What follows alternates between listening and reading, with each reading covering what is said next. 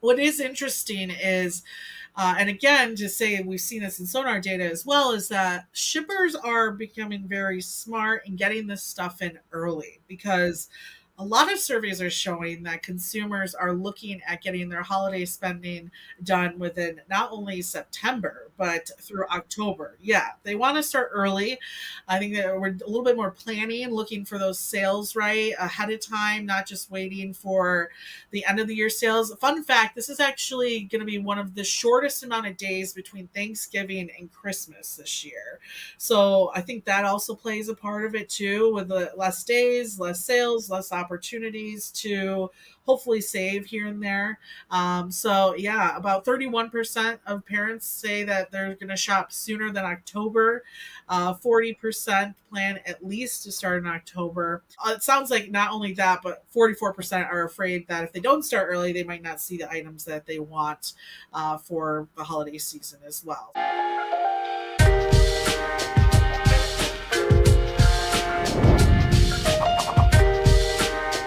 Welcome into another episode of Everything is Logistics, a podcast for the thinkers in freight. We are proudly presented by SPI Logistics, and I am your host, Blythe Brumleve. And we've got Grace Sharkey back on the show. It's been a while since we've chatted, since we've talked. We've actually been talking for like the past hour and a half offline, so we figured we might as well just go ahead and hit record. But Grace, welcome back to the show. Hey, happy to be back. Happy to see you. College football season's back. I love that. NFL, it's all right. It's all right, my boys. But no, it's the fall, baby. We're here. We made it, and happy for some nice fall weather too. Oh yeah, it's only after our Keys trip. So we were recording this on Friday the 13th. So I'm just going to knock on wood just for any kind of safeguarding against that. But we are headed to the Keys next week. So after that, then we'll be enjoying some fall weather. True. And need some sunshine first. But yeah, maybe we'll talk a little bit about the Keys trip on the next episode, because we got a lot of fun stuff planned. I don't know that I can talk about a lot of it. And I know some of clip show, like enter in here and just like, yeah. I could just maybe edit the parts out, or maybe edit it, splice it in of everything that we get to do, or things that are appropriate to share on Logistics Show. And just to sort of I guess set the roadmap for today's show, we're going to talk a little bit about e-commerce and retail heading into the holiday season. What can we expect there? We're going to talk a little bit about Nike and their attempt to try to rectify the last 10 years of their kind of subpar performance, especially on the stock market, especially among consumers. Then we're going to get into our typical segments of favorite freight marketing, favorite freight business, and then we'll end it out with the source to port, which is a really good one. And I don't just mean to say that because it's something that I found that only like the VC community has covered, or engineering communities have covered. No one has covered this in our space. And so I think that I'm waiting with bated breath to see your reaction to it. So I can't wait to get to that part. But let's kick things off with the holiday season. You cover a lot of retail, e-commerce, that sort of, just that's part of your beat with FreightWaves. Yeah. And so I want to know, like, what are you paying attention to? What are you thinking about as we head into the holiday season? Is freezing going to be spent? Or freezing going to be spent? Is spending going to be frozen? Or is it going to increase? Or what are you kind of anticipating or seeing out there? Your brain really does need that vacation, so don't worry, Blythe's brain, it's coming. Yeah, no, it's we're gonna see an increase in spending. We do see this every year. It looks like reports, eMarketer did a report, 4.8% year over year increase over. Yeah, so right in line. I want to say last year was right about the same. And I will say, actually, from looking at even sonar data in particular, this is something that for all those looking for other podcasts too, we covered in the stock out a few weeks ago. We're starting to see that uptick in shipments coming in right about the same as what we saw last year. So in terms of overall freight volume for the rest of the year, I don't think we're going to see anything too crazy compared to what we saw again this time last year. So it's nothing that's going to really please the driver community watching this. But again, we're thinking that market's going to come back more in 25. But what is interesting is, and again, just say we've seen this in sonar data as well, is that shippers are becoming very smart and getting this stuff in early, Hmm. because a lot of surveys are showing that consumers are looking at getting their holiday spending done within not only September, but Oh, through wow. October. Yeah, they want to start early. I think that we're a little bit more planning, looking for those sales right ahead of time, not just waiting for the end of the year sales. Fun fact, this is actually going to be one of the shortest amount of days between Thanksgiving and Christmas this year. So I think that also plays a part of it too, with the less days, less Huh. sales, less opportunities to hopefully save here and there. So yeah, about 31% of parents say that they're going to shop sooner than October. Wow. 40% plan at least to start in October. And it sounds like not only that, but 44% are afraid that if they don't start early, they might not see the items that they want for the holiday season as well. So, yep, 27 days total now between Thanksgiving and Christmas. Again, one of the shortest periods we've seen. And yeah, I mean, I'm not surprised by it. Again, I'm very nervous, because I think what's, of course, I'm concerned with is where we're finding the funds to afford that 4.8% increase. I think a lot of it's going to go on credit cards. We'll probably see an increase in credit spending and limits over this Q4. Another thing, though, that's interesting to consider, and again, this could actually be good for the trucking community, is that it sounds like a lot of people, and as a honestly, as I'm going to say a young adult, but honestly, I'm probably creeping a mid-level adult who's not married and loves to use a sales opportunity to buy something that probably would have been at a wedding registry. A lot of people are going to be doing that itself, looking at more of the essential items that they need as gifts, right? So Oh, whether that, interesting. yeah, so like, for example, maybe instead of buying body wash throughout the year, right? You're gonna go and hit up Bath and not Bath and Body Works, but yeah, no, Bath and Body Works. Let's think of Yeah. Bed Bath and Beyond. Bath and Body Works, and use those holiday sales to buy a large amount that you're going to use throughout the year, right? Like, instead of getting people gifts that you might just think they like, and you're instead giving gift cards, or you're giving them things that you know that they need today, which could be an electronic, or it could be a like kitchen item, kitchen aids, things of that nature, right? So 40% adults said they're going to buy things just for themselves, like things that they personally need. And I'm sure that's going to, for kids out there, you might see a little bit more clothing than Legos, you could say, or maybe even the clothing for a size up, or shoes for the springtime. But I think you're going to see people being a little bit more strategic with their gift giving this year than maybe we've seen in the past. That's I was gonna ask you if any of the commodities sort of stick out as far as, like, where, shippers are spending their or I guess, choosing to invest in for this holiday season. I'm curious, though, and I don't know how, and even if you might not have the answer to this, but I've been noticing, especially on TikTok, a lot more, de-influencing trends where, users are going on and making videos about things not to buy, or they're making videos of, I'm not going to spend any money on extra items until like the one in particular that this woman was talking about was like all of her makeup and skincare items. She's made a concerted effort to not buy something new until something, is used completely up. And she's even going to the, which sounds, like, no duh, you should be Yeah. doing this, but at the same time, like, I know that I have probably like 6 foundations in my, makeup drawer right now that I could probably use each and every one of them. But she's going as far as like, I'm gonna mix the rest of, like, my foundations or blushes or lotions, and I'm gonna use every drop of it before I go and buy something new. And she said that she hasn't bought anything new in months, and she Yeah. says that it's cleared. She's less less anxious. She has less stress. She's not worried about looking at, her credit card bill. So I'm curious if that is maybe like a larger trend than, because I'm always curious about how people can continue to keep spending money, but then we kind of have these little pockets of like the de-influencing and how that impacts retail. Do you Yeah. notice anything, or is it any kind of news like that with the stories that you're seeing?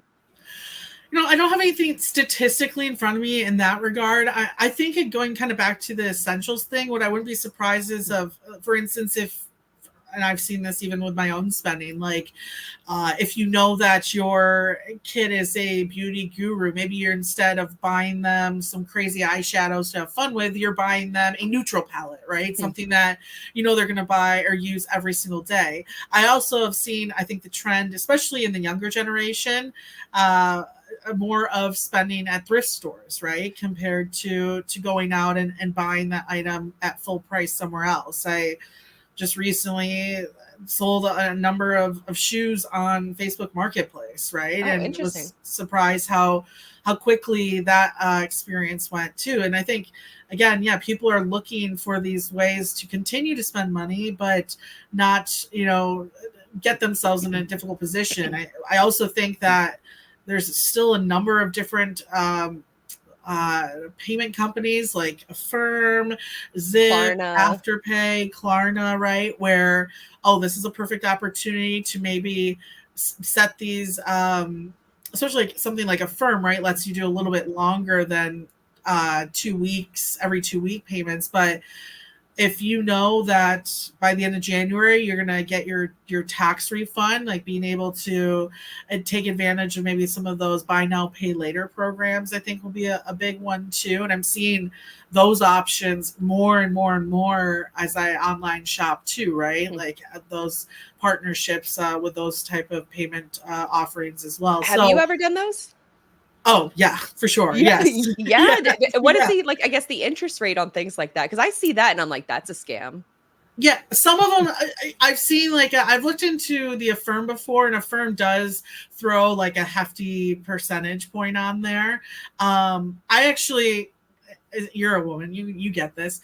I use Afterpay actually for my hair. My hairstylist is on the Afterpay app, so I just use Afterpay, and instead of spending way too much money at one point, it just splits it up into four payments every 4 weeks. So Hmm. that's one place where I've used it before. And I'm trying to think. Oh, actually, well, and it's already paid off now. But our ticket to Key West, I used it on there too. So I've used it twice or more for like larger, bigger purchases, where maybe planning wise it's easier for me to do that. But Hmm. there's no interest rate on those either. So Wow. I wonder how yeah. these companies are making money.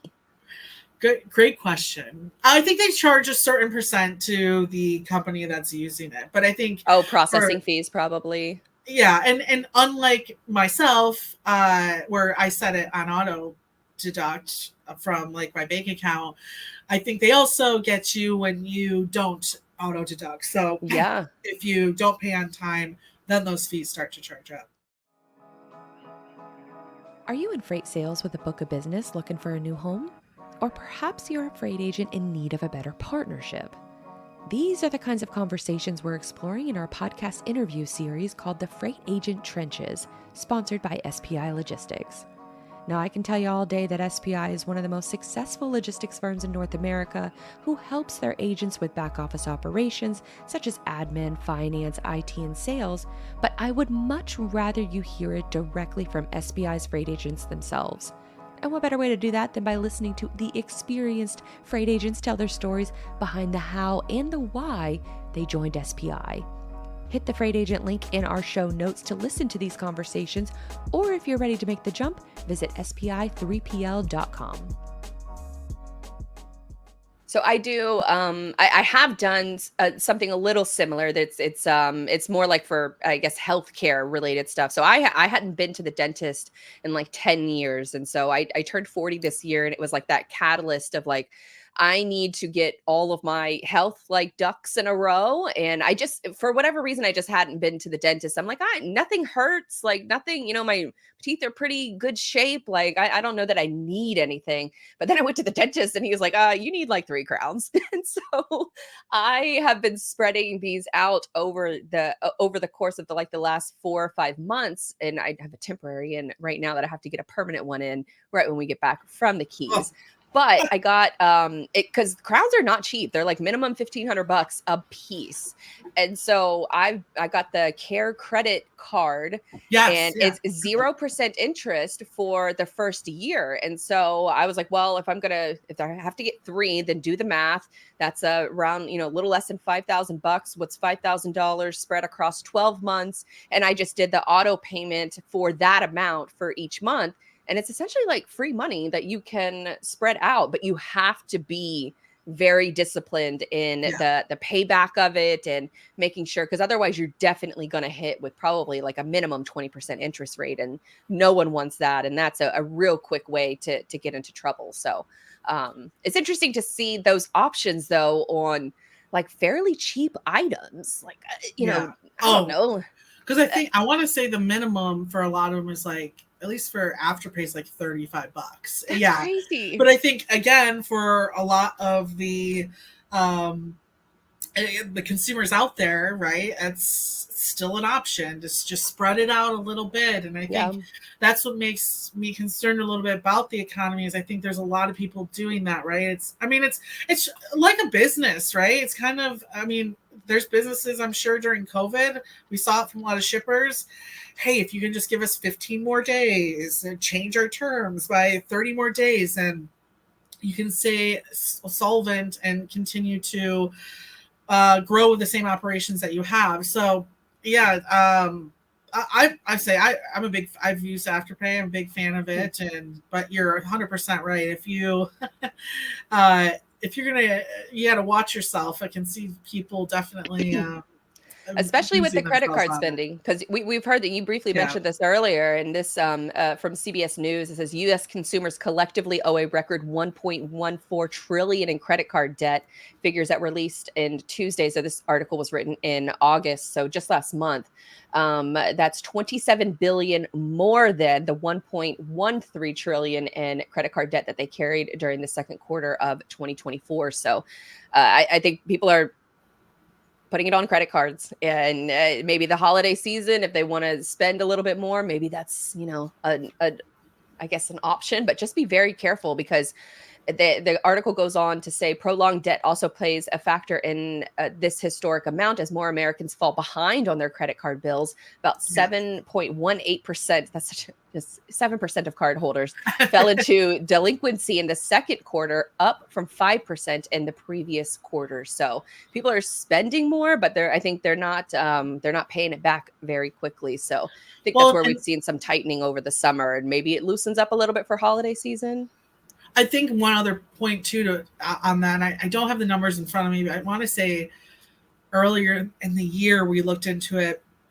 The problem too is that not only the delinquency part, but most, if I remember right, the study was split into under 100,000 or 50,000 to $0 in household income, 50 to 100 and 100 plus. And all 3 of those, right, not just the poor, but all 3 of those groups were falling into high percentages of their credit limit. So when people making over $100,000 are using 70% of their credit limit, that's concerning as well, right? It's not just about have you not paid the bill on time, but the fact that you're maxing it out as much as you possibly can. Your utilization rate. Yes, 100%. And I think you're not supposed to go over like 30% of your credit card. So that keeps you in like the safe area. Because I've been monitoring like my credit score, because I had really bad credit in my 20s, and it took damn near like 10 years of building it up and building it back up to, you know, a good, and I'm so close to going over 800 with my credit score. It's just not there yet, because I don't have I guess a variety of different loans. And I'm like, well, I don't have a variety of loans. Isn't that kind of like a good thing? Don't even get me started with the credit system. Your girl at a young age got tricked by Walmart into a nice little credit, and it screwed me too. And hey, college students, I don't care if Michigan State Federal Credit Union is going to offer you $5,000 credit limit. Predatory. Yes. It's so credit. Target got me. Victoria's Secret got me. And I think Express, all three of those stores. I was like, why not? I get, you know, free stuff. I get, you get 20% off if you sign up for our credit card today. And it's like, sign me up. Let's do it. And that's what got me into a lot of trouble. Ended up paying those off, but it stayed on my credit report for close to a decade. And it was so bad, but they got me too on college campus. I think it was like 18 years old when I'm signing up for all of these cards at the same time, thinking I'm living the high life, swipe, got new outfits for the weekend. So this, to me, like the Klarna, you know, some of these other like buy now, pay later, that it kind of screams to me that's like just the credit card scams 2.0. And I don't really want to call them scams, because they're not scams, because you should be fully aware of what you're signing up into. But it just seems like it's a lot of maybe low value transactions that you could probably stand to not have. And so maybe there's some, and there was also this other story of this other woman that she stopped all of her, she got off social media, and the spending that she was accumulating completely dried up because she wasn't being forced, I guess, to see all of these ads all over social media and the impulse to buy. And so when she got off social media, not only did it help her like from a mental standpoint, but it also tremendously helped her bank account because she spent less. So I think there's something to be said too.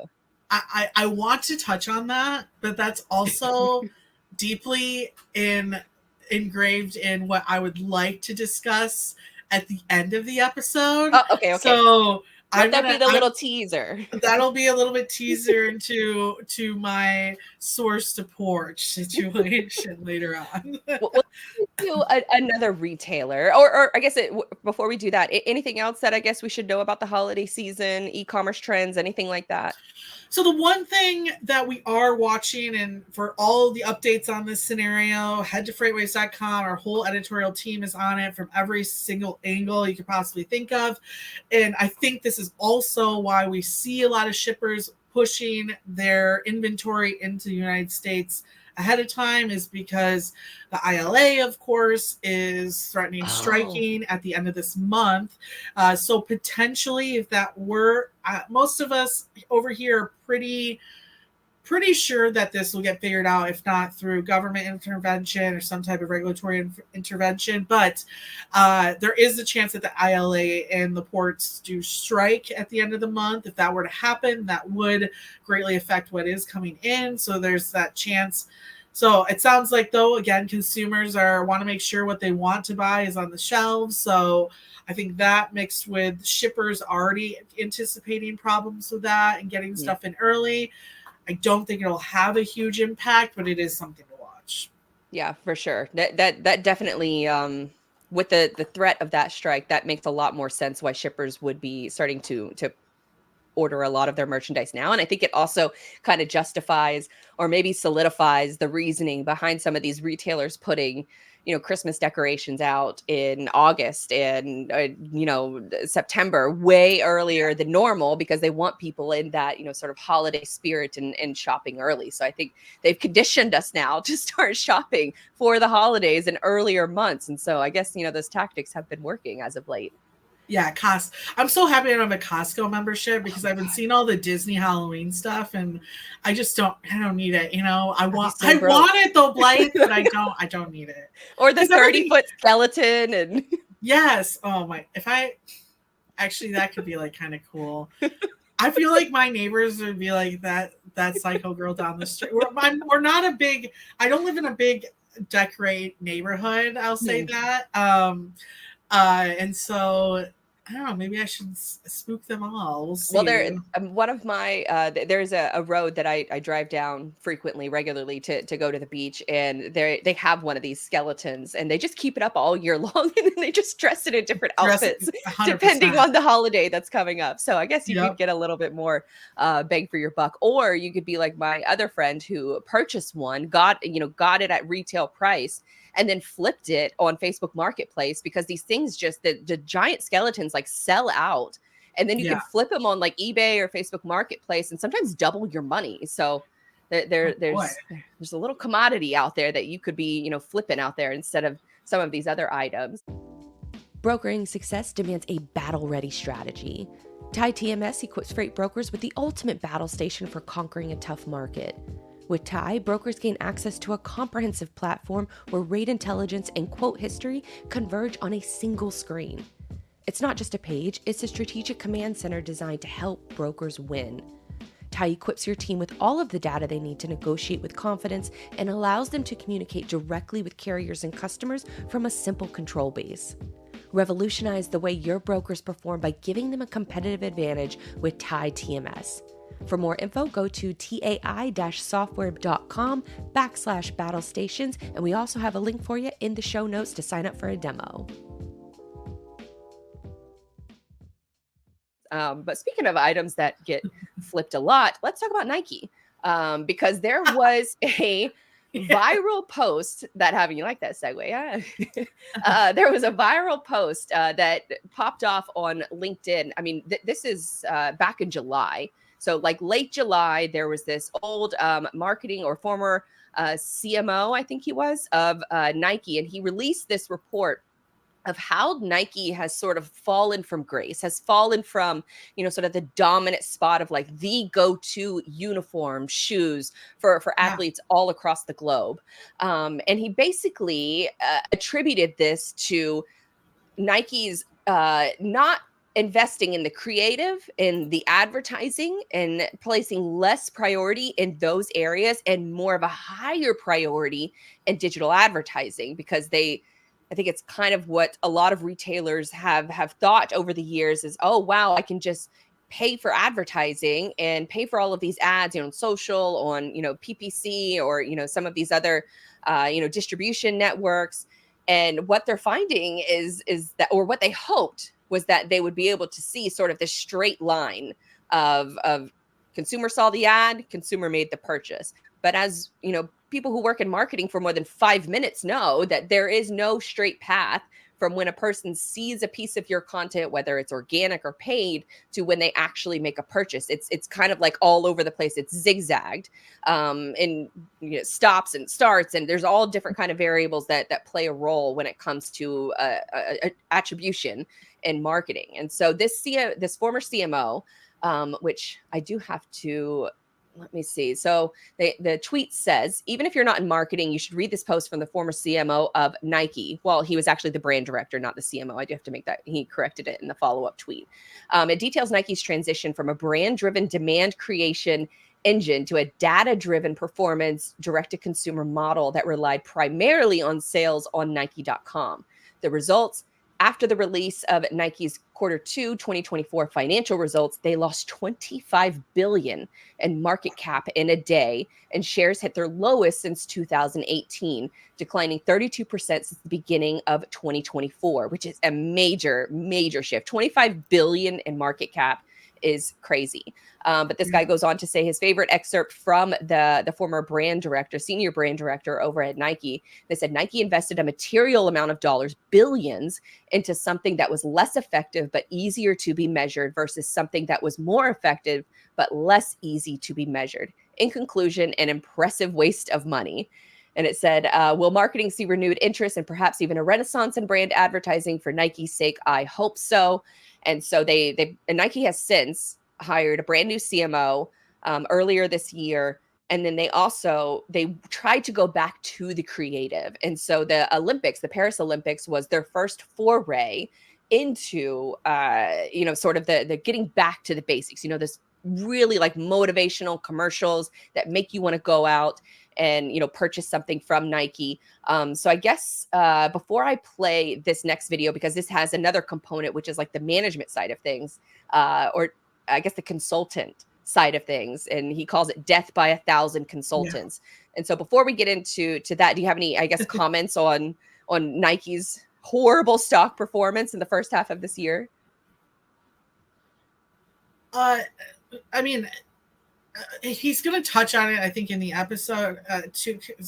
He talks about the Olympics presence. I think that is kind of the old school stuff that's hopefully we'll see kind of them focus on and turn it around. But I mean, I 100% agree. I mean, you're talking to an Adidas girl right now. Like I have, and a lot of it though is because of the influencers that are part of it. I mean, Ivy Park releases and the Beyonce releases are a big reason why I have so many. I have, again, I bought these a while ago, so don't get me wrong, but like having Kanye a part of it and the Yeezy drops, right, were a big part, I think, of its growth. And I've never really, besides clearly Jordan, like we haven't seen that like connection be used through Nike before. And I will say as well, and again, I think Beyonce helped with this, at least on the Adidas side, is like, I just don't think you see the inclusivity as much with Nike as there's, as a plus size woman, like I've never seen a Nike ad and been like, that person like looks like me and is someone, and going into a Nike store, there's only certain sizes as well. So I think going back to like, and here's the thing, you talk about the numbers. I guarantee that they're looking at numbers. There's not people like me purchasing their stuff, but that doesn't mean I don't exist as a market. And I think that's what's interesting too, is like when brands just focus on numbers. I mean, when any company just only focuses on numbers and not what the future holds or what markets you're not I don't want to say exploiting, but looking into, like this is going to happen. And so I think, what was it, Under Armour, it wasn't until it was during COVID, I remember them just starting to look into women's lines at Under Armour, right? So I think when you are so data driven, you lose that relationship building almost with the client, right? And there's also an interesting, I guess, movement going on with being brand agnostic. I remember growing up and my parents couldn't afford Nikes. And so I remember having to, be like, 14, 15 years old and do like babysitting jobs and, that kind of thing in order to save up enough money to get my own pair of Nikes. And I had those for probably 3 years. And I remember like kids used to like they were like, oh, you had those shoes last year. And I'm like, but that's all we could afford. Like it was very much like a aspirational brand. And nowadays, people are very much like brand agnostic. Like they will go, the Nike people are now exploring other different other different brands, Under Armour, Adidas, Pumas, all of these other, there's another like running shoe that apparently like has just taken waves, and I'm blanking on the name of it right now.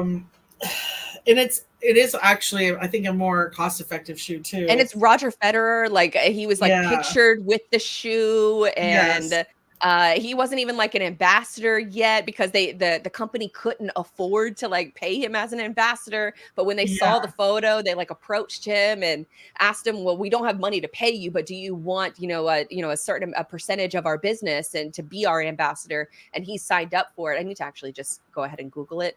So Roger Federer was one of those. Roger Federer's shoes. I'm just going to do it really. I know. I'm trying. It's going to piss me off. On. That's what it's called. Yes. On. Yeah. So those shoes, so that I think is more of those. There's better stuff being made for cheaper, and I think that there's also like there's a little bit of like psychology playing a role too, especially with like younger demographics where they don't really want something that everybody else has, and then also Nike is dealing with, or maybe exploiting, the secondary market for their shoes. And so they know that, they'll do limited drops and limited releases. And so there's not really that they're appeasing, or they're appealing to sort of that top like 1% of their shoe purchasers versus the rest of the market that they're not doing a very good job at targeting. They've also had a lot of like supplier issues as well. A lot of their uniforms are just not very good. The quality is not there and it's not consistent. So it's leading to people choosing for other avenues or other competitors that are a little bit, for a variety of reasons, not just, they're just not staying loyal to Nike. But there's another aspect of Nike that I think has also played a role in some of that market cap, is listening to friggin' management consultants. And that I think is maybe more detrimental, because you're talking to people who don't really know how to run their own business. They like to just tell other people how to run a business based on the data that they've seen.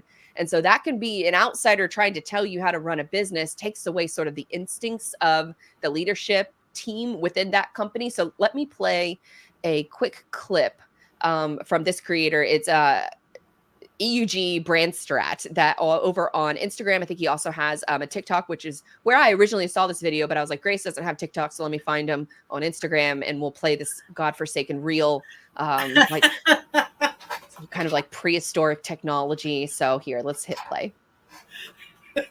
Wait. Oh, no audio. Thanks, Reels. No audio. Because I know you're looking at it at work, you know? There we go. Again, no audio. You can't refresh.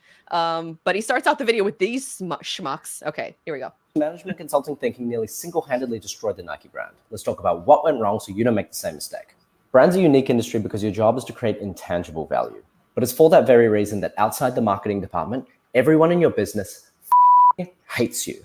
They hate you because despite all of this fancy methodology, creativity is the one thing in business that evades quantification. We're talking about cognition and emotion. This is at best an inexact science. And in business, people want certainty. I put in X, I get out Y. And management consultancies are ground zero of this point of view. Bulletproof Problem Solving is an enthralling piece written by ex-McKinsey consultants that really step you through how they view problem solving. And in chapter 1, what do you have? The author showing how to decide where you should live by creating a list of variables and assigning them quantitative weightings. These people view the entirety of human experience as if it's something that can be reduced to a number. And where do you think the CEO of Nike cut his teeth? 23 years as a management consultant. That explains why he treated Nike as if it was a tech company, why they shifted all of their spending from long-term brand building to short-term performance marketing, and why they obliterated their brand salience by cutting out all of their wholesale channels. Because these people would rather do something wrong that they can control rather than something right that they can't. And we've all seen the result. Now you can see Nike have finally realized the error of their ways. The Olympics campaign was a really strong return to form for Nike, but we all know that good brand building takes time. If you're an executive in a brand-led business, be careful what you trust these people with. They are very intelligent, excellent operators, and even better communicators. But they don't understand what they can't see, and they can't see a lot. But just because something's intangible doesn't mean that it doesn't exist. But hey, don't take my word for it. Check the data. That's a really powerful video. He did it in under a minute, which is, we love short and concise and just, you know, an epic sort of takedown of the management consulting world. And I'm curious, first initial thoughts when you see a video like that covering, you know, consultants that don't necessarily have a creative bone in their body, that they just want to attribute everything to a single number. I mean, that's what you kind of pay them to do, right? I think is to, and that's a lot of times I think people wait to bring consultants in. You should, at least I hope would, wait to bring consultants in until you absolutely need to, right? Like, I need to turn my business around. I need to, you know, in order to stay afloat, get this thing moving. And again, that's tough. And I've never worked for a clothing garment or like some type of artistic type of company, you know, where it's like your product also has to take into mind like the generations, how it looks, you know, the creative. I've never been a part of like a creative work environment. Well, okay, wait. I guess that Freightways could count. But we've also, from my knowledge, haven't had consultants issue, you know what I mean? But I will say, you know, that's actually to bring it kind of to Freightways, right? Like part of the reason that people do love our brand is because of the people behind it and our thoughts and how we each differently portray, like the way that Thomas creates content is different than from I create content, from how Mary creates content, but all together makes a really great experience. And I think if you were to bring consultants in, I think into that type of thing, they're going to care naturally less about the creativeness or the personalities and say, well, this, right, you get it, you're in this industry, like this content's bringing X in and this content's not, so we cut this and so it does, I think, limit what makes a lot of these brands better and bigger and innovative. And what's frustrating is, and it must be tough, like I can't imagine what it'd be like leading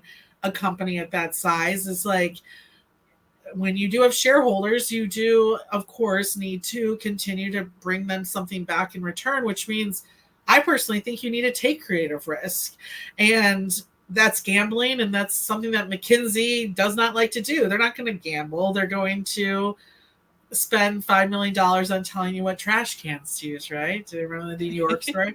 But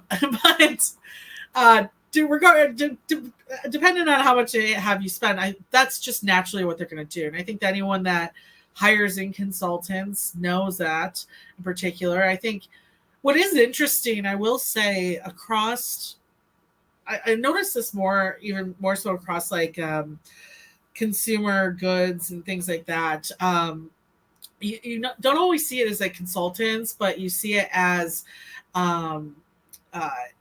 maybe board members or certain companies coming in, like Ancora is a big one.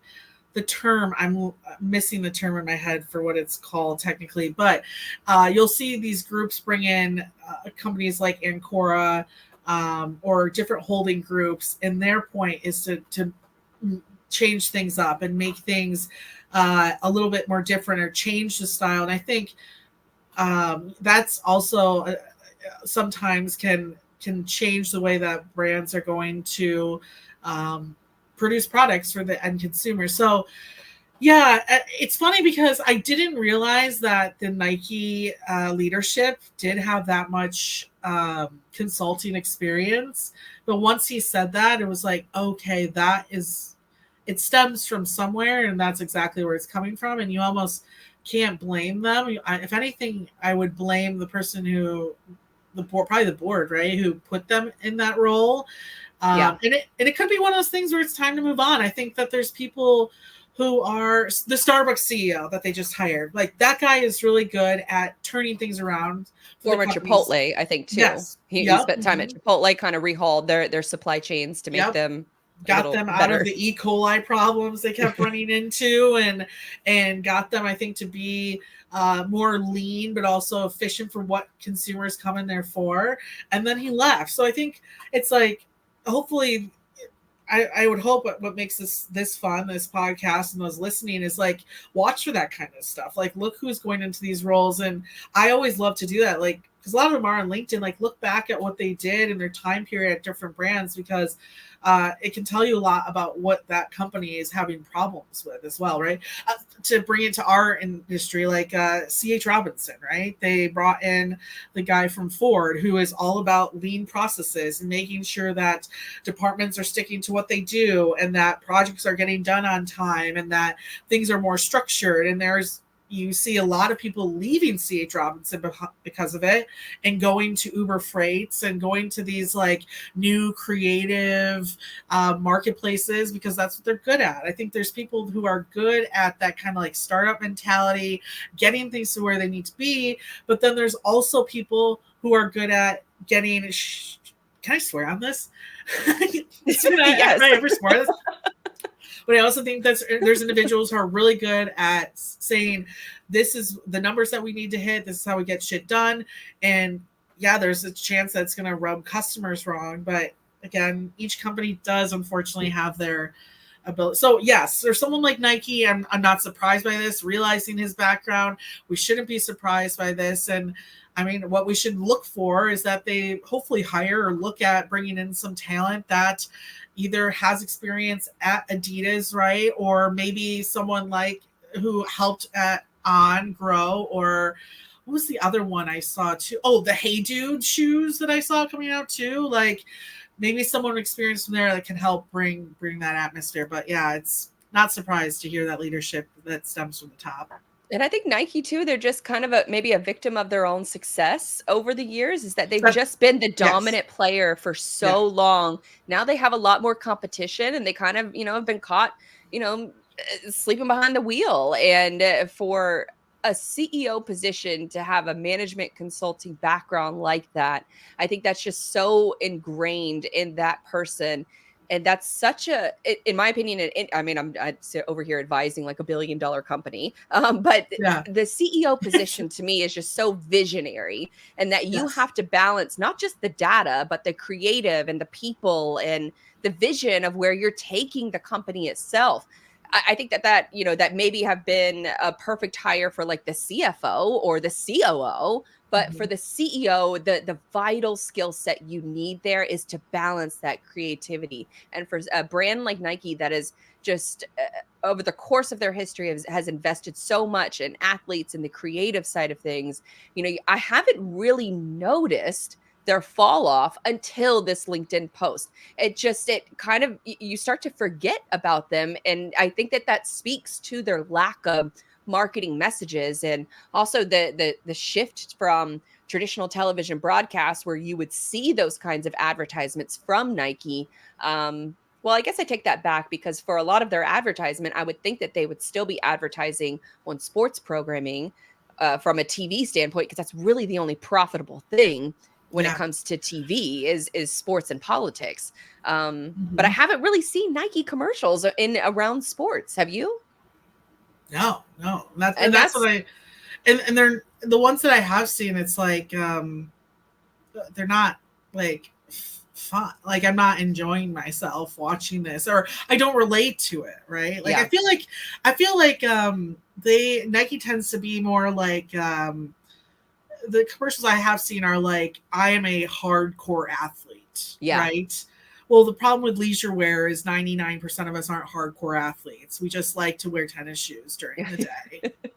And I think that's what they really ran on with Jordan and so long, is like, most people buying our products are using these products on the court. And it's like, no, like we want something cool that to go to the local mall in, like it's nothing too crazy. So yeah, it's kind of disappointing to see. And but I also wonder too, it's just like a change with the environment of maybe leisure wear. It's kind of like almost like reminds me a little bit, you and I like sports, like kind of like the NIL structure now. Like there's some coaches that know how to work an NIL structure. You got coach primes, and then you have, I hate to say it, but like my godfather almighty Coach Izzo, who's like, I hate this. I'm used to having guys dedicated to me for 4 years who want to grow and don't want to work the transfer portal system for more cash. That's why Saban got out. 100%. Yeah. So I think maybe it's just a change in how the industry is going to work for leisure wear and e-commerce brands as a whole. Yeah, I think it's a good lesson in the value of creative, and why it shouldn't be something that you're trying to attribute, a specific dollar amount or a specific ROI to it. Like you have to invest in it, even if you can't exactly measure it. But that's the only aspect of your business that you can't accurately measure like that. Everything else you can kind of, cost of goods sold and things like that, you can accurately measure that and predict for that. But the brand is something that it's to that creator's point. It takes a long time, and they're finally starting to get back to their creative roots. So we'll see if it actually pays off in the long run for them. But let's move on to actually we'll continue the discussion on marketing, because I want to talk about some of our favorite freight marketing that we have seen.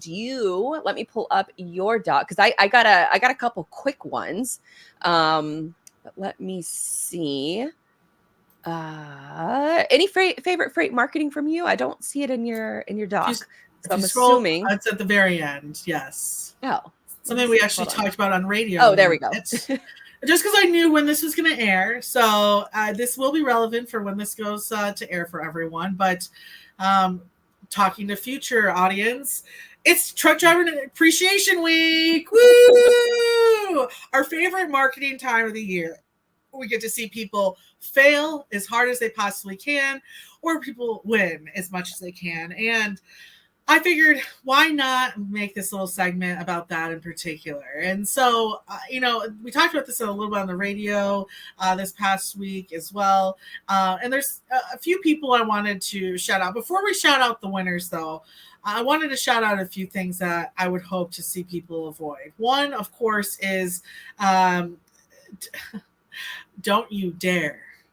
Unless you're like if you're worldwide, so like I don't know, maybe like Maris or something like that. Don't you dare post a European truck on your Truck Driver Appreciation Week post. If you're a marketer watching this because you're new here and you heard that Blythe is the one that's going to give you all the best advice, I'm stealing that from her mouth directly. And if you're like a European truck, I don't know what that is. Google it now. It's the smashed face of the truck. You want the big American with the stacks, and you want the full, I don't even know what it's called, but you want the full engine area. Yeah, you don't want the flat face trucks. Stop using those images. Yes. Unless you're based in Europe. I will say there are Isuzus here, though, for like more medium duty situations, but that's not what this like warehousing, things like that. Yes. Well, a few here and there we can put that, but American truck drivers, the ones you're speaking to. Yeah, this isn't a worldwide holiday. This is an American holiday, so focus on that. Also, don't just post something to post something. Like, put some consideration into it. Now, if you're just realizing it's National Truck Driver Appreciation Week, I guess just post something to post something. It's kind of like no, drive to the bank. Take out some cash. And then give that to your drivers. That's all they care about. Yeah. Give them money so they can spend it on whatever the hell they want. Yes. And you know what? That brings me to one of my highlights for this episode, too.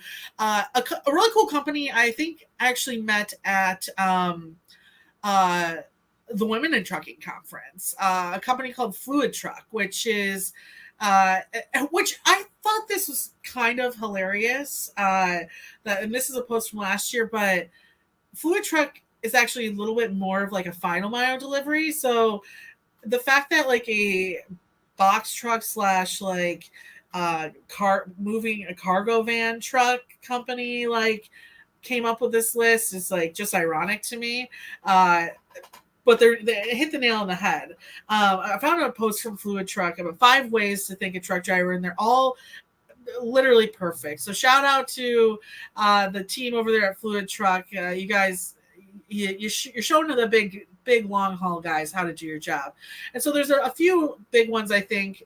And honestly, if you aren't a trucking company, these are things as part of the industry you should be doing this week anyways. First things first is just be nice to drivers. Hey, let's not cut them off this week. Let's not ride their tails. Let's give them a good time on the road. Let's let them enjoy themselves. Give them a good little driver salute. Maybe get a little honky honk back. Who doesn't love that? If you're, and I do this like all the time just because I'm kind of crazy, but if you're at a rest stop, if you're just parking somewhere and you see a truck nearby, like just go up and say thank you, like for what they're doing. Be nice to them. Like that goes a really long way. And I trust, like I said, I do it. Usually if I ever stop at a rest stop, there's at least a handful of trucks, and I will literally walk up to a truck and be like, hey, I just want to say thank you. And they're like, okay, psycho. But I think it's because they're just not used to it. So let's change that around. Number 2, and this goes back to kind of like Blythe's thing. If you're like, oh my God, it's Truck Driver Appreciation Week, what do I do? Go to Costco, get your Costco card out, take the company card, whatever you need to do. Go buy some healthy snacks and drinks Yes. Key. Yes. And take that to a local, again, rest stop or truck stop and just start handing them out. And again, thank you. Thank you so much. I think you forget at the end. Oh, another one too. And just because COVID is dying down, which by the way, you can get your next COVID vaccine. I did the other day and I'm good to go for these conferences and everything coming up. But hand sanitizer, wipes, like think of the things that you have in your car that you use frequently that you think they would want too, because unlike us in our cars, like we don't get tickets for having a messy cab, where these drivers can actually get tickets for having stuff like in messy situations as well. So maybe think of things like that can help them out too. Really good pair of gloves is what, because I Yeah. asked this question on Reddit a handful of years ago. Cash was far and away like the number one response of what to gift a driver during this week, but a really good pair of gloves and a really nice flashlight. That was one of the, or those were a couple of items that they multiple comments had mentioned that. Yeah. So if you can spare, $80 for a pair of gloves, then that will go a long way for a lot of drivers. 100%. I like that one too. This one I think is something we can all do better. Shippers, talking to you out there, and also just people in the neighborhood who don't like seeing trucks sitting around. Let them park where they want to. Make your home, make your neighborhoods, make your businesses accessible for truck drivers. It's kind of, it's crazy to like. Now I have, my father is unfortunately handicapped, so I see this more often now, like going to places where it's like, wow, this is like not set up for a handicapped person to go in and out of. I can't imagine what drivers feel like the same way. I mean, think about even how they are going to see a doctor, or how they, just park somewhere to take a quick nap, or the fact that it's difficult for them to, go to a grocery store and get groceries because of not being able to park. Like, just be more considerate to the driver lifestyle, and think about that when you're, planning, for urban planners out there, when you're planning neighborhoods, and for businesses when you're planning your business.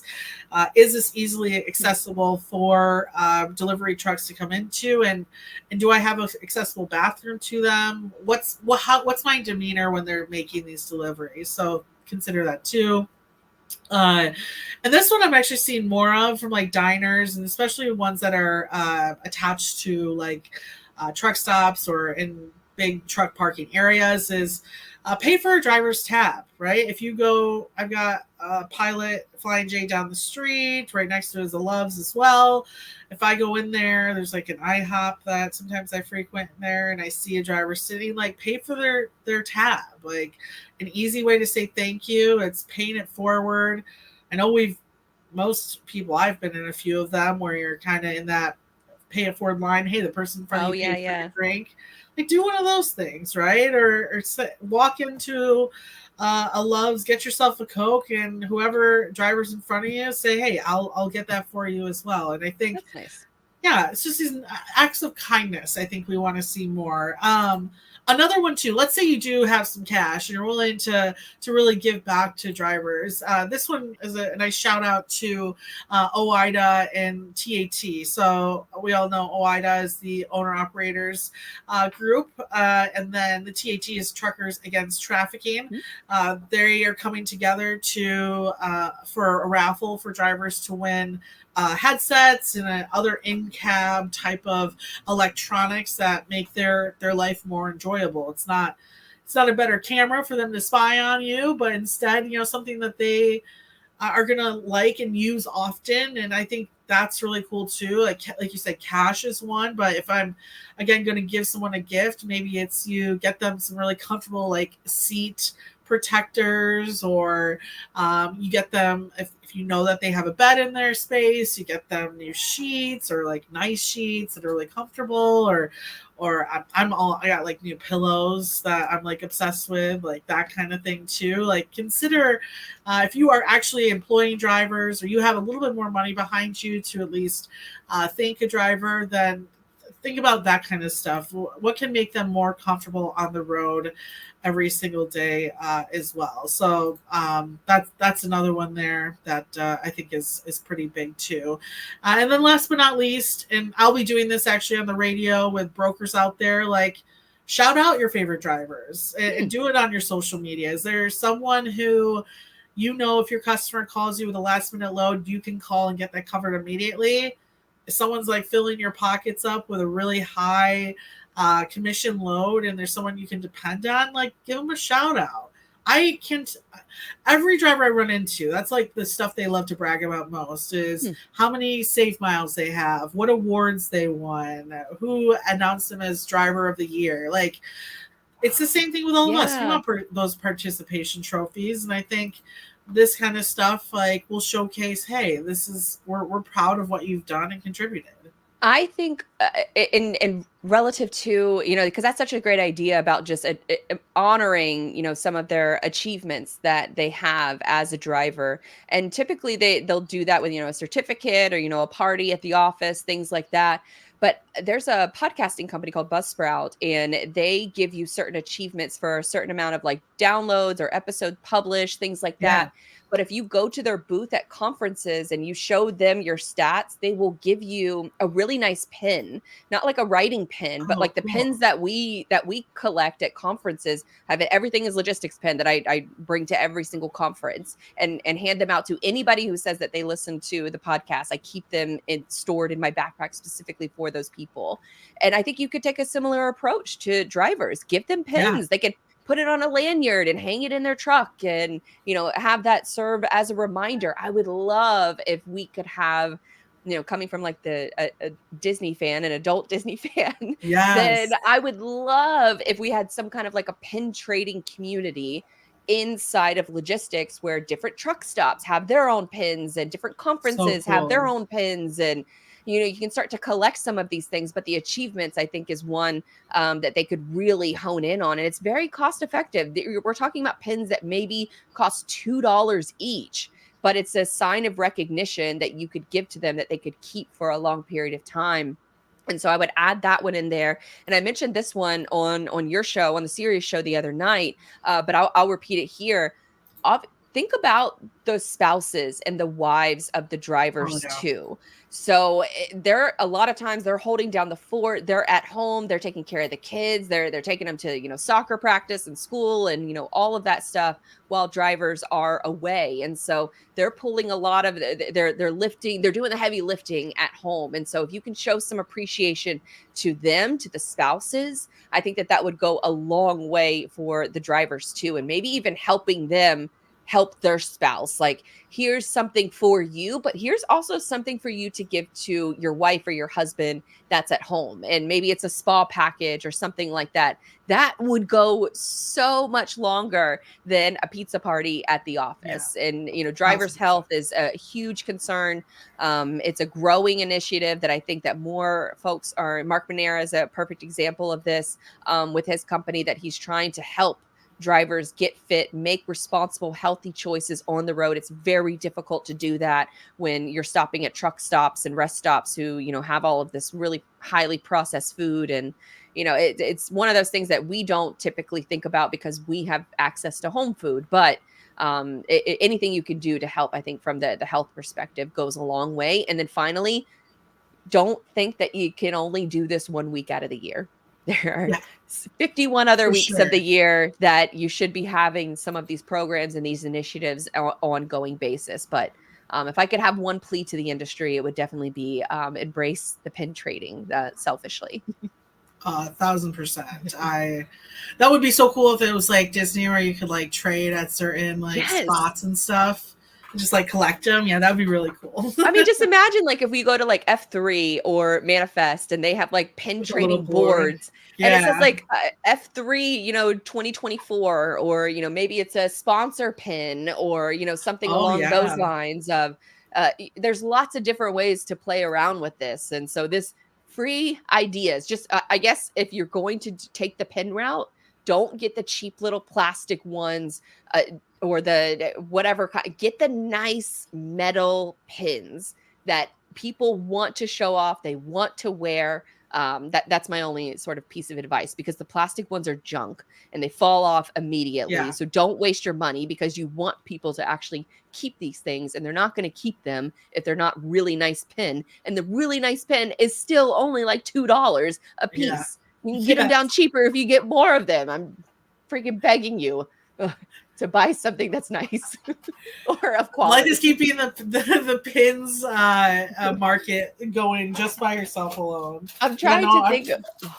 I've been given like the shitty pins, and I'm like, oh, thanks. And then you try to wear it, and it just falls off, and it gets damaged, and it doesn't last even like a few days of a conference, even if I put it on my damn lanyard. And so get the nice ones. They'll survive anything. Yeah, look at Werner. Werner's killing it, right? Oh, Werner's nice. got a good one. Forgot I even had that. Yeah, there's the Disney one. There's a little flounder. Yes, and that's the one we got at right before CSCMP when we went to Epcot, and it just poured this rain isn't a on pin, us. but here's a nice throwback to something you'll never see again. Oh, R.I.P. Convoy. I still have some of their merch right beside my desk. Do you remember these things? The slat bracelets that light up. Yeah, that's a good one. Actually, where was the one I saw? Something. Oh yeah, here it is. Here we go. This is the ultimate. Yes. You should bring that to the Keys. Oh no, was it broken? I definitely. It's funny you say that. I was thinking about it. Dang it! You ruined your own surprise. I still have mine. I don't have room in my suitcase. Let's just put it that way. We're having a neon night on one of the nights, and I'm already like, I'm an overpacker for trips, and I now have to take your gift and another girl that's going on the trip. That we have this big group of 18 girls. Everybody's gotten their little sort of neon party gift bag. So I have to bring obviously mine, but then I have to use space in my suitcase for you and another girl too. So I don't have enough room in the suitcase for the convoy cowboy hat. But I am bringing you a hat. The hat is in there. It's just a actually you just reminded me too to pack this. So yes. Thank God you said something. Speaking of which, I already put your transporter rock. So if anybody has missed previous episodes, there was a request over the summer. I asked Grace to get me a Porsche pin from FreightWaves. Was it Future Supply Chain event in Atlanta with the good click? That Porsche pin is so amazing. So if you ever visit the Porsche complex in Atlanta, try to permanently borrow. They are hiding them. I'll tell you that and I had to persuade a security guard to give me his, basically. So. Well, I got on my NASA trip. If you're not tired of hearing about it yet, I'm going to keep talking about it. But sure. I got one of the rocks that's on the transporter path, because Grace loves the previous, Source to Porch story. She covered the transporter, and so in the gravel road that the transporter that carries every single shuttle, or for every single mission that goes up into space, or every single rocket, I should say, that goes up into space, it goes on the transporter, and it goes 1 mile an hour on this gravel road. So I borrowed one of the rocks that was on there. So I have one. I gave my brother and my mom one, and I got you one too. So I'll make sure that I bring that to the Keys as well. I do have a couple really quick ones that I did want to showcase for marketing, and it's very it's truck driver appreciation related too. So you might have listened. One of our more popular episodes on Everything is Logistics is the Rust Belt Kid on Twitter /X. And he is a manufacturer. He is the co-founder of a company called Gator Bar. They make rebar. They manufacture it inside of the U.S., so they don't outsource it. But they had a really wonderful tweet recently that he calls it, "I'm submitting the FreightX load of the year," and it's a Iowa and Hawaii load hauled by Hellbent Express, which is another famous driver that is over on X. He's very, very active. So I just wanted to showcase the power of social media and how this tweet comes from Andrew Teal, and he says the power of great people and companies coming together over social media. And so he has a picture of Hellbent Express's truck carrying a lot of the Gator Bar rebar, and it's a cool moment of all of these people coming together because of social media, and now they're doing business together. So that's my sort of freight marketing spotlight that I wanted to give a quick shout out to. So shout out to you guys. To some Michigan companies right there too. Which the Michigan Mafia is very strong, because that episode is still, it's one of my top performing of the entire year, and it talks about sort of the growth or the focus based on U.S. manufacturing, but then also all of the materials and the shipping that happens in Michigan that we've covered with some of your stories about the ferries and that travel around the Great Lakes, if I'm remembering correctly. But for some reason I thought you meant like flare ferries. Like, I guess we it have depends. Too. Like, I guess depending on maybe the time of year and your definition of ferries and things like that. But yeah, that is that's just wanted to showcase that one because of the fact that they all found each other on social media and then started doing business together and talked about it on social. So that was definitely one that I wanted to highlight.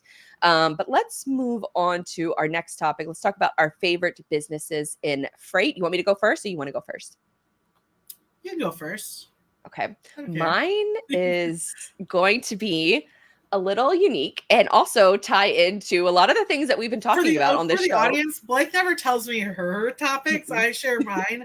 And so it's just as fun for me as it is for you. So a side note to that, the magnet conversation that we had a few months back, like I have regularly rewatched that clip. And when I first say what I'm talking about, and you just you look down at your hands and you just start laughing, it gets me every time, because you're like, what is this girl talking about? Yeah, it's just crazy. But then it switches from like, this girl is crazy, why do I even do this show? It switches from that to like, oh wow, and then your face kind of like lights up when you realize, like, so that's sort of the goal I'm trying to aim for with each of these stories that I talk about. So mine is my favorite freight business. You might have been getting this targeted ad over on Instagram, but it's called Trashy. This company, you can take your clothes, because we've talked about, some, retail spending and things like that we've also previously talked about, fast fashion and what, sort of the clothing or the mass, I guess, purchasing of clothing. I think we purchase on average like 6 things a week from Amazon or Shein or Temu. And all of these products, they're not built to last. They're not built for longevity. And so this company, Trashy, what they're trying to do is they are trying to make it so they send you a shipping bag. You load up all of the clothes that you don't want anymore, that you were just going to toss out or maybe donate. Instead, you donate it to Trashy. And then you get points back to shop on, a lot of their different brand partnerships. So they have brand partnerships with a lot of different retailers. And so they're trying to solve this problem of fixing clothing and textiles that go to the dump and never get recycled. Wow. They just end up in the dump itself. And they have really, really like creative marketing. So let me go ahead and pull up their website, because essentially their tagline is get rewarded for recycling your clothes and more with the take back bag. And it's just a very like brightly colored bag that they ship to you. So I'm pulling up the Instagram right now where you can kind of see a little bit of like how they're branding. Let's pull up this post that talks about how Trashy works, which I love the name too. Like the name is, obviously a little, kind of side eye a little bit when you first hear it, but as you kind of go through some of their marketing, so they're explaining here in the images, buy a take back bag from Trashy or one of our growing list of retail partners. So when you buy a bag, it's $20 and you get 5 of them. The bag is fairly large. It's like the size of like a large pillow that you would put on your couch. So you buy the bag, they ship it to you. You fill your bag up with unwanted goods, including clothing, socks, underwear, linens, shoes, and bags. Yeah. I hope they're burning the underwear, by the way. Um, moving on to the next one. Step number 3, you scan the QR code, you follow the instructions to generate your free shipping label, and then you get your Trashy Cash reward within the app itself. And then step number 4, spend your Trashy Cash on exclusive deals and rewards from a growing list of brands. And so it's shoes, it's other clothing. So the idea is that instead of sending this stuff to a landfill where it's Yeah. just going to continue to pollute the environment, instead, you can get a little money back. You can help recycle. And what they do also is they take an added step of trying to figure out how to upcycle the clothes as well. And so what they have is real like onshore people within the United States that are going through all of these shipments that are coming in, and they're figuring out what can we keep, what's seasonal, and they organize all of the clothes, and then that's when they go back through and create what is it called? We have also created a best-in-class data system that monitors all collections, generates sorting and grading reports in real time, and tracks each grade to its second life. So they're matchmaking to maximize reuse. So they're selling these goods as well, but they have to be like in good condition, and they have filters for like seasonal items or holiday items. And so it's just a really cool concept, I think, that, just is trying to tackle this massive problem, because if 30% of all shipments coming into the West Coast of the United States belong to Shein and Temu, then that means that a significant amount of goods are being wasted and they're just going to end up in a landfill. So we need solutions like Trashy to be able to take back with their take back bag in order to, create that second life for these materials that would otherwise end up in a landfill and just cause more issues for the planet. So that's my favorite freight business right now. Which really cool. When you think about it, what the winter is coming up. That's typically when people kind of go through a lot of their clothes and get rid of some stuff. Make room for new stuff. That's a perfect excuse to go buy new stuff. So if you can get a little cash back doing it, why not? Well, and it's cool too, because like right now I'm doing the same thing, and it's like I have 2 bags when I'm cleaning. I have one bag where it's like, okay, this is this is trash, like maybe there's strings falling off of it or something, and I know that like Goodwill's not going to take it, so I have a Goodwill bag and I have a trash bag. And if I can I'm considering everything in the trash bag a loss, so if I can at least send it somewhere where I know it's going to be at least taken care of and not put in a landfill, and then even if I get $2 back, that's better than getting nothing back at the end of the day. So it is actually, I'm gonna look at this after we stop recording, because again, why not at the end of the day? You'll get 5 of those bags. You pay $20. You get 5 of those bags. You get the kind of good conscious buzz of, your stuff isn't ending up in a landfill, because they have some incredible stats on their website. 85% of used clothing ends up in the trash. Our consumption has increased by 400% over the last 20 years. And Trashy says that they can handle up to 1 million pounds of clothing and textiles waste per week. And Trashy keeps 90% of our take back bags collections out, or keeps 90% of the items that you send them out of the landfill. They said doubling the number of times a garment is worn reduces its associated greenhouse gas emissions by 44%. Don't know how you really come up with numbers like that, but I think the long story short is that you can take this stuff that you're probably spending, sometimes you need, an outfit in a couple days, and you order it from Amazon, and you wear it a couple times and the clothing is falling apart. Well, this company actually takes it a step further, where even on their Instagram, you can see them like taking a piece of clothing that might not, be good in its original form, and then they'll upcycle it to something else, and they'll create something else out of it. So it's a multi-pronged approach, which is something that I really like. So really check out cool. Trashy in case you're going through your closet and you want to, get rid of some stuff. You might get a little bit of money and maybe buy some Christmas gifts with it. I will say it's Trashy spelled I-E at the end, not Y, because I did search Trashy while she was going through that. And It is safe for work, but it's not the same thing. So let's just say Yeah, if you need good a call out costume there. if you need a costume of a certain sort, the other one is what you want to go to. No, so I will say mine is less cool. Like the colors were just so cool in that. I Were felt they like so bright and I just know. It's like, fun? oh And wow. Speaking of neon night, no. So I actually want to shout out a company that I've been following for a really long time. Really big fan of their leadership. I know multiple people who have either worked there or do work there now. And last week, unfortunately, I didn't get a chance to, but Neil did get a chance. Sorry, not Neil, Noy, over one of my fellow writers here at Freightwaves, got a chance to review a freight tech company called AI Fleet. And I'll get into why I think this is cool. This is something I've kind of touched on past episodes with Blythe as well. But they raised an extra $16 million in a Series B that they closed on. I think they've raised over $50 million so far. And what they do is they just, they're data guys. They use data to, right now they have like their own fleet of trucks and drivers, and they take the feeling out of dispatching basically, and they use the opportunity to leverage machine learning to figure out what lanes to take for drivers.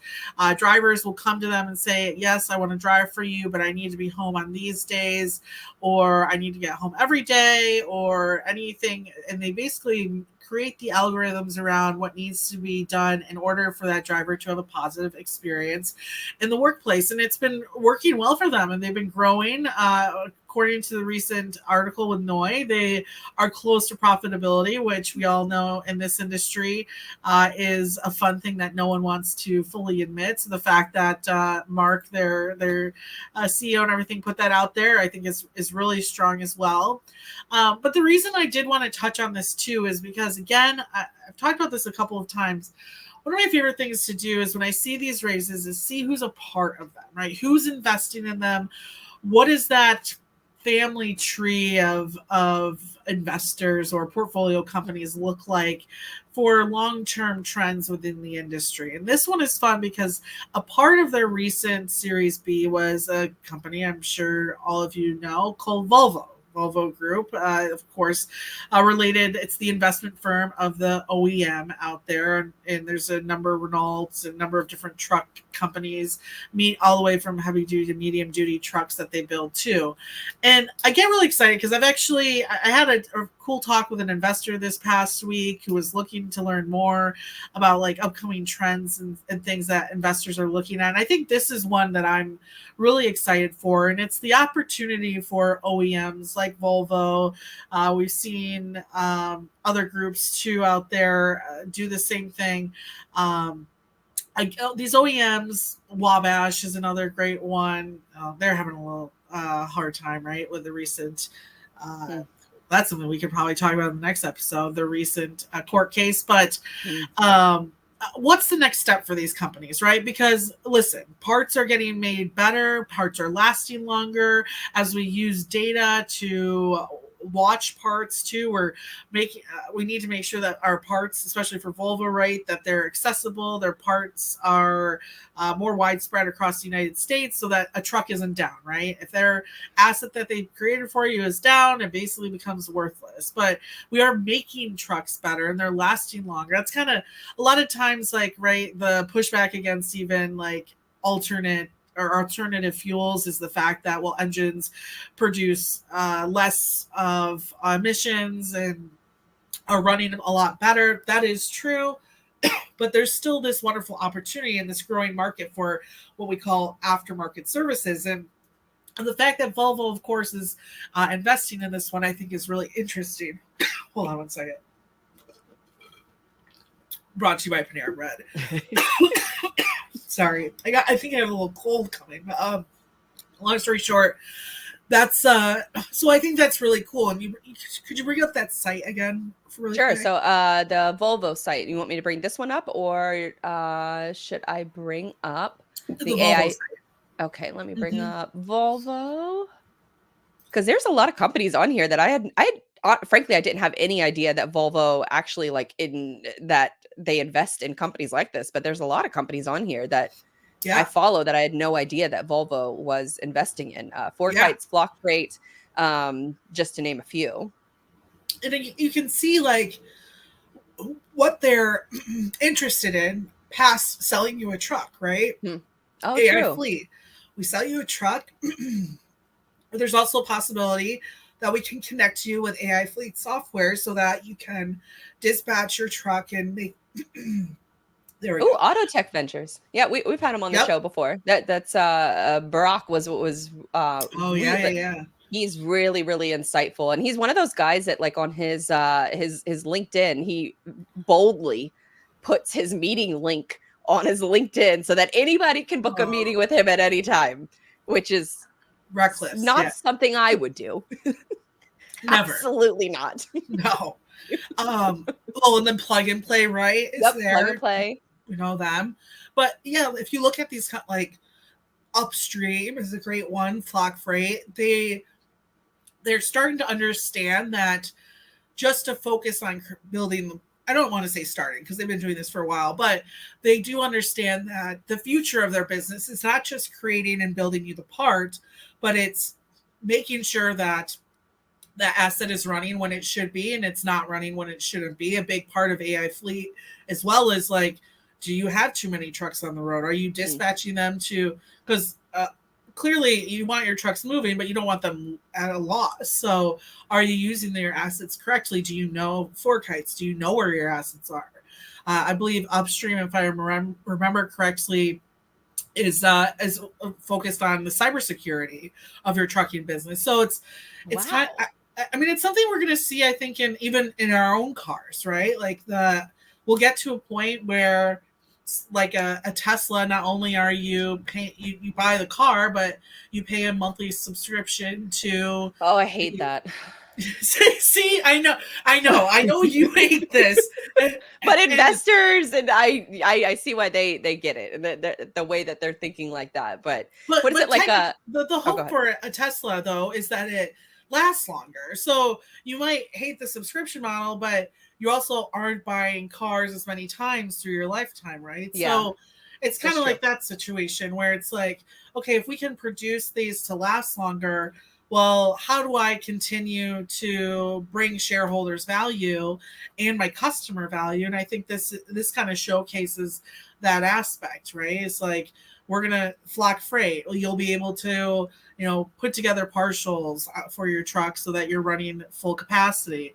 And I can't remember what Trucksters is. Oh, it's a European company, which Volvo does European trucks as well. So yeah, I think it's cool. Whenever I see a big OEM investing in something like this, I get really excited because, one, I think it's going to lead to a really great outcome for the company it's attached to.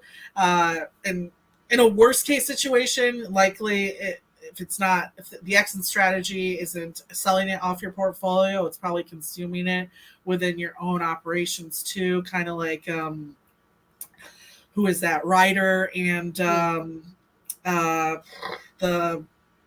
going to drive me nuts now.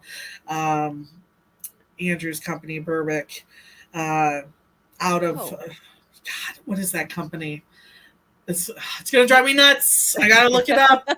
Well, I just, when it talks about, sort of subscription models inside of cars, like that, it was BMW last year that caught a lot of shit that you have to have a subscription to use features that are already installed on your car. It was heated seats. Yes. And you had to pay BMW a monthly subscription fee in order to access heated seats, a feature that you should have paid for when you bought the car, or should have been included when you bought the car, but you can't have access to that feature if you don't pay them a subscription fee. So I am anti-subscription fee in that regard, but I probably would pay for a cybersecurity fee because that could mean literally like the difference between life and death. Yeah, 100%. So, Baton was the company I was trying to think of. Oh, okay. Yeah. That's a Ryder company too. We had them. Yeah, and Ryder was an investor, right, at first, and then they ended up consuming the company because the technology would work for Ryder as a full company. Yeah, and Ryder does a lot of that kind of investing too, very similar to Volvo that I learned about today. So yeah, Ryder has like a whole like innovation hub that they invest in. And then if it does well, then there's an opportunity for you as a business owner to have an exit. So I think and I think that's actually what I think Andrew and his, I can't remember his co-founder, Nate Robert, will be leading over there too. Awesome. Cool. Yep. Well, that's a really good one. So I think that kind of concludes our favorite freight business until we go on to the most exciting part of the show, and that is source to porch. So I think you should kick us off because we've kind of been talking a lot about retail, and so let's talk about yours, and then we'll get into mine. Yes. So hold on. So if you're watching this and not listening to this, you might have noticed that throughout this episode, my wall has been changing colors back here. It's hard to tell because it is really bright in here. It is daytime. If the lights were, if it was dark, I see it now. See it. Yeah, we might, if I turn this off, yeah, you can kind of see it a little bit more. Your girl, I've used Temu. I have officially used Temu. And let me tell you, it was an interesting experience. And I learned a lot as someone who has done online shopping, does podcasts kind of on retail and stuff like that. I'm understanding the situation. So I'll start from the very beginning. I got a notification from Temu, I'm sure like a lot of us do, that I had won 100% off gift card or object. And boy, is that tough to say no to. So I got on the app and I said, awesome, we're going to get something for free today. And unfortunately, where Temu starts to get you is they say, but you can't use it unless you buy 4 items. And I said, okay, Temu, I see you. That's fine. I'll do that. So I ended up getting, I want to say 6 items or so in total, because when I clicked on the 4th item, it said, spin the wheel again. You have another opportunity. It's a casino. It's a casino shopping experience. Yes. No. Okay. So yes, you're getting to my point. So yes, I ended up buying for about $60 total, somewhere around, I want to say 6 or 7 items. One was this adorable spaceman that is really cute, who projects it does also have the option. This would just like give me a headache to do the stars. Oh, see, now that's like, cute. Really yeah, it's cute. It does like the whole Milky Way thing on your wall. Oh, yeah. I do like those. They're great for parties. So if you have or like mood lighting. I put mine on at night in my bedroom. It's like cool to fall asleep to. The cat, I honestly, the reason I can't do the green part though is because the cats will start jumping on the wall. So we don't need that trauma in this episode right now. So just you would see cats all over this calendar right now. So yeah, but though if you want something to distract your cats, this is something you can get. So I will say I got this. I got a full-length mirror. I got shelving units. I also got I have a new cat who has more hair. It's like one of those like combs that like you just go like this and it sweeps up all. It's fast. And here's the thing. And I know I've heard the whole Temu cheap items, poor shipping, things like that. Not fully my experience. So I was interested particularly for the mirror because I said, watch this thing come in broken, you know? That delivered within 1 day of me buying the item, and it delivered. It's a beautiful mirror. It's like a full length gold outside like mirror. It's ladies and gentlemen, we got her. It's absolutely gorgeous. But it's interesting because talk about source support, right? Is that, and this is something you actually brought up to me when I was texting you about the experience, is that I started to understand why Shein, for example, is working with Flex Support now, and kind of where these platforms could evolve into and how disruptive they could truly be to someone like Amazon. Because I started to realize where there are the items, right? Like I think the shelves took the longest to get there. It was like 2 weeks or something like that. And it came from China, where there are items on there that are made overseas and take a while to ship. And I will say, like, I got these like garden things that like light up. They're like solar powered, right?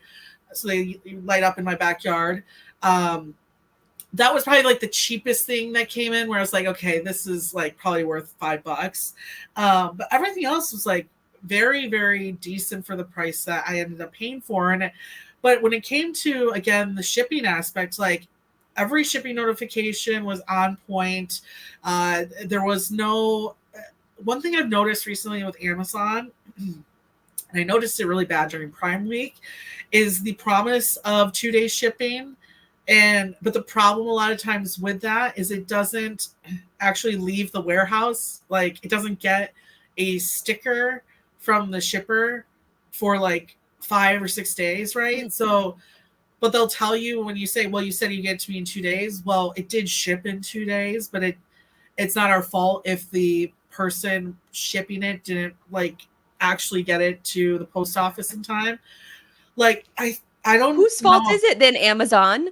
Whose fault is it? And honestly, it pisses me off because I think they do that purposely so that you purchase the item and then you're just like, they know you'll wait for it, right? And like, have you seen also with their practices is that if you have a Prime membership and you're going to stay logged into Amazon, you are paying higher prices for that item than if you were just a normal user. Like if you look on like incognito mode or you look on someone's regular, Amazon account, they will give you a cheaper price than your Prime membership. So I'm paying $120 a year for Amazon Prime. I would say it's still worth it, but it's definitely gotten to the point where I, very similarly to your experience with Temu, I'm willing to take the gamble. And for a lot of these products, that's where Amazon is getting them to begin with. They use the same pictures for a lot of these products too. Yes. And so there's like these different layers of like, well, why should I support Amazon? Should I even support Amazon with, a lot of their company practices and the way that they treat their workers as well, which is just as much of a complaint as to how, I was maybe not as extreme as, some of these places overseas. I'll just say that. But now think of that perspective as a third-party shipper on their site, right? And I think that's what's interesting to me is like, I'm pretty certain that the Mir company in particular isn't it came from Indiana, so it only had to travel one state to me, and clearly it's not a Chinese item, or if it is, and it was brought here way early and put into a warehouse near me. And I wonder if Temu and Shein and some of these sites they've want to establish themselves in the market fast and quickly to compete with Amazon, right? Like that, we all know at the end of the day, we go to Amazon because it's probably something we need in the next 2 days that we can't get in the store near us, and that's just like our only option to go to. That's for me. If I purchase off Amazon, it's usually because of that reason, right? So, and like if a lot of times if I bought something on Amazon, like rarely am I choosing Amazon because it's shipping a long time. I'm usually there because I need it in 2 days. Yep. I was just very thrilled by the shipping experience I did get from Temu. Again, there was some items, but they never overpromised that. And I think that's what's interesting is like their fulfillment centers seem up to date, and what they told me they followed through on. And that's it's great that you brought up like the fulfillment aspect of it, because we've seen just such an explosion in cross-border trade. And so for a lot of like, especially with the election coming up, it's a lot of companies, to your earlier point, they're trying to get ahead of maybe some potential tariffs that are going to be coming down, especially against China. And so they're shipping these goods to Mexico as well and storing them in warehouses. And I actually talked to a company called Prosper Fulfillment earlier this week, and they were talking about how their business is doing very well by just focusing on those relationships with shippers that have that are shipping at least like like 600 packages a day, I believe was the quote. But they are specifically targeting that merchandise that it can fall under the $800 threshold that it extends only to China, or does it extend maybe to the rest of the world where your merchandise, if it's under $800 in value, then you don't have to pay taxes on it. But I believe that that's exactly what they're focusing on. And they have fulfillment centers in Mexico. And so it helps for some of those manufacturers that are located, across the sea in order to ship their goods there. And then they can get that faster fulfillment time, whether it's Shein or whether it's Temu. I think that that's just going to continue to be an issue for Amazon only. It's great for folks like us because their returns are pretty seamless.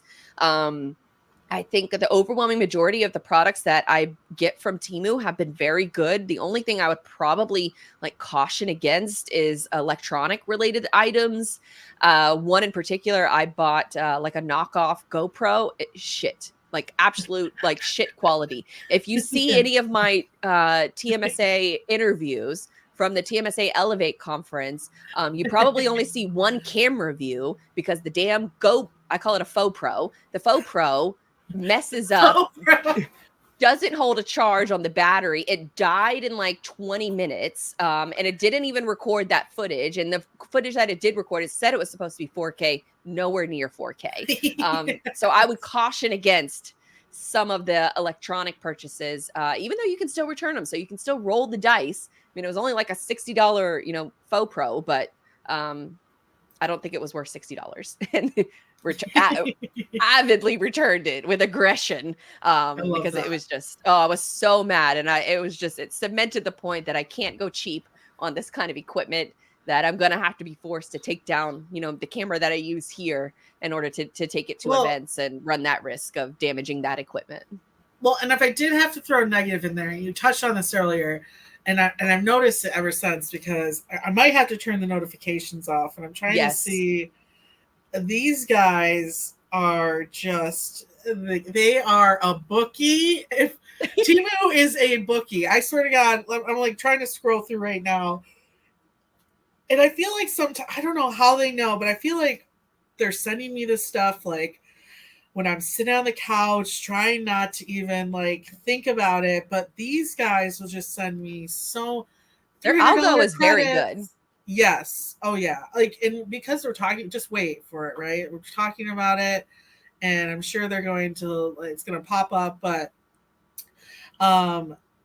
yeah, these guys will send me probably 4 times a day that, you qualify for $300 in free stuff and blah, blah, blah, blah, blah. And it's turned into, it feels like a DraftKings situation where it's oh boy, I need to avoid it. So, but I will, again, I was happy with what I got. I don't think, again, I bring this up because I don't think I'd go to it for items to be delivered right away, but for deals and just where it could grow. And I just, again, I think sometimes this whole bookie feeling, I think they're doing that to grow the platform. And I see it becoming maybe a little bit more, let's say professional or something over time. But I can totally understand why companies, and clearly Shein's a little less bookie, I think, of a site. But they still have those kind of as soon as say I'm going into the app just to track something that I've purchased. Shein is a big one because I'm buying a lot of things for the wedding, and so, or a lot of outfits just to see what I want and what I don't want. But I'm just opening up just to check tracking. I'm not trying to buy something, but they won't even let you do that until you see the pop up and maybe spin the wheel, and I'm like, God, stop! Yes, that dang wheel. I get it, and every time too, it lands on the highest one. Of course. Of course, it landed on 90% off. Of course, so. I don't believe you. Yeah, it got me. I was in the middle of the night. Me. It's been an emotional 2 months. They called me in an emotional mood, and I said, I just sold my car. I do have some extra cash on me, and let's go. And but I said, I think I spent $60 and got well over $100 to $200 worth of stuff. So, and I was I was pleased about this little guy. I mean, look at him. Oh, He's like yeah. so cute. Like, and I wish there's a way for me to like show what it does a little bit better, but No, it it's is a really very, cute little space guy. yeah, he's a cute space. And he comes in, you can black or white. Well, that's I think the little space guy is a perfect segue Exactly. into our next topic. And that is my source to porch story. And so I want to see what your reaction would be to a company that says, I want to be the shipping container that is making space a transportation layer for Earth. And the mission is to be that fourth transportation layer for Earth. So air, land, sea, they want to be the delivery company Mars. in space. No, in space, with warehouses in satellite orbit all over the globe that they can deliver cargo to you in under an hour. That is being billed as the next shipping container. The only reason I do laugh at it is because right now we're struggling to get like 2 guys off of our own space station. Boeing is struggling. Yeah, you're right. Which is a government-funded contractor who is just not innovating and not doing a very good job. And so companies like SpaceX have to come in and save the day because they're privately held and they can reiterate and be more efficient. Well, they can't do it. Apparently, a lot of issues with that Boeing Dragon capsule, because Dragon capsule is SpaceX, but yeah, the Boeing capsule they already brought back. They brought that back first before they brought the humans back. So what was supposed to be like a week-long mission is now turned into something that's going to be like 6 months. So shout out to Boeing for being the use case of why. They're technically a government contractor, but that's sort of the issue with a lot of the landscape, especially in Department of Defense budgets and even NASA budgets, is that, you have these companies that are just so used to getting a paycheck and they get unlimited funds. There's no incentive to reiterate, to be efficient, to be lean. And so what you'll watch, and especially if you watch the Wild Space documentary, I just did an episode on this, but go watch that documentary. It's on Max/HBO. But if you go watch that documentary, it really highlights the parallel between private companies and the companies that are, just ingrained in NASA and have been, like Boeing, for years. But, a SpaceX or a Rocket Lab kind of comes onto the scene, and they are really revolutionizing, I should say, in a real way, not just some marketing gimmick copy, but they are revolutionizing space travel to where reusable rockets have changed the game. And because you can have reusable rockets, it brings the price down to travel into space tremendously. So with all of that said, I want to talk about Inversion Space. They are the new warehouse. What they are building is a component. Instead of kind of going through, I want to bring up one of their videos, which, hold on, but they are called Inversion Space. And so what they're essentially doing is, what they would want is around 30 of these warehouse locations in space to store goods. They start by funding or getting their funding and working with the Department of Defense, disaster relief, for the idea that they have a certain amount of goods that are stored in this warehouse, and that if you need some of these items, whether it's a disaster going on, hikers who are lost that need supplies, a shipwreck on an island or something like that, all of these different components, or you need drones that need to be shipped, to a secure location. That is the goal of what Inversion Space is trying to do, is create the set of, a distributed warehouse model where you have the same kind of goods, very similar to Amazon, the same kind of goods in all of your warehouses located all across the globe. So then that when someone needs them, the Department of Defense, or maybe someone's in trouble or disaster happens, that they can take their vehicles, that they're fully autonomous vehicles that have this cargo, and that they can go to that position around the globe and be able to drop that cargo right where you need it. And so in under an hour, that is the promise. They have their first launch scheduled for this October, and the vehicle is called Ray. And so I'm going to bring up a quick video to play. That's why I want to see what this looks like. So I'll bring this full screen. Okay, let's play this quick 1-minute video.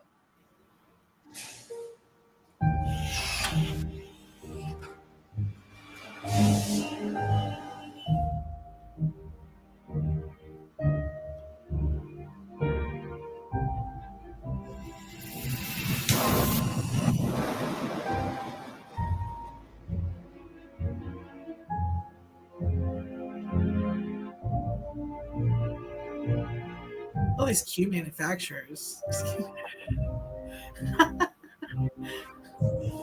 Where are they at?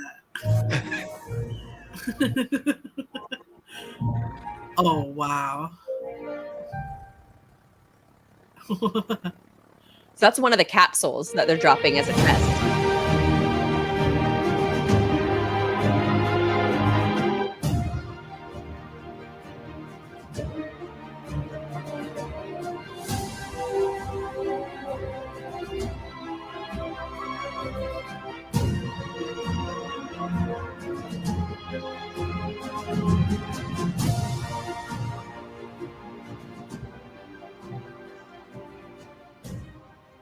So that like black box at the end would like hold it good and it would like fall from space. Yeah. So if you are just listening and you didn't you weren't able to watch the video, so they're basically they're building everything themselves except for what's already available on the market. So the founder, whose name is Justin Fiaschetti, he has a company, Inversion Space, that's about 25 people at the company. So they have very lean operations. They focus on sort of the Anduril funding model, which is Anduril is another sort of private company that is proving concepts first before they try to do business with the government. So for folks who may not know, typically, a lot of the big contractors that work for Department of Defense, Lockheed Martin comes to mind. There's a few others. Northrop Grumman is another one. But these companies have been doing business with the government for years. They've had these contracts locked down. There's not really an incentive for them to be as lean as a startup. That's not, any shade whatsoever one way or another to each company, but startups typically run leaner, and they have to prove, sort of profitability a little bit sooner than some of their counterparts.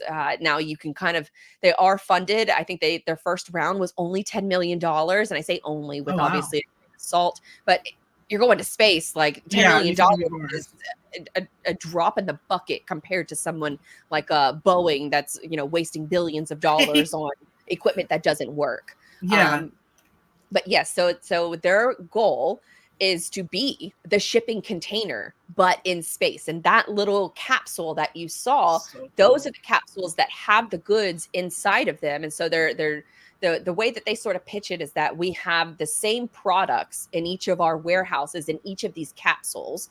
Not that, they have probably disaster relief supplies in one of the capsules and, different supplies, drones maybe in another capsule. And that's part of that one warehouse. So they want around 30 of these warehouses all across the globe. And so then that way, working with their customers, working with their partners, like the Department of Defense, they can prove the model first. They can prove the usability, the profitability, or not necessarily profitability, but cost structure, cheaper costs, dependent on the need. Now, for somebody like the Department of Defense, they don't have to now, have a company that jumps through all of these hoops and hopes to become a defense contractor. They can just see in the market, okay, Anduril is building, this type of product. We like the way that looks and that functions, so we're going to go and buy some stuff from them. That is the same model that Inversion Space is using as well. So they're proving the model first. And so they're hopping on these different cargo missions, from SpaceX, from Rocket Lab, companies like that, where they can put their cargo, on, equipment that doesn't work. That is the same model that Inversion Space is using as well. So they're proving the model first. And so they're hopping on these different cargo missions, from SpaceX, from Rocket Lab, companies like that, where they can put their cargo on those missions, send it up into space, and then do a test.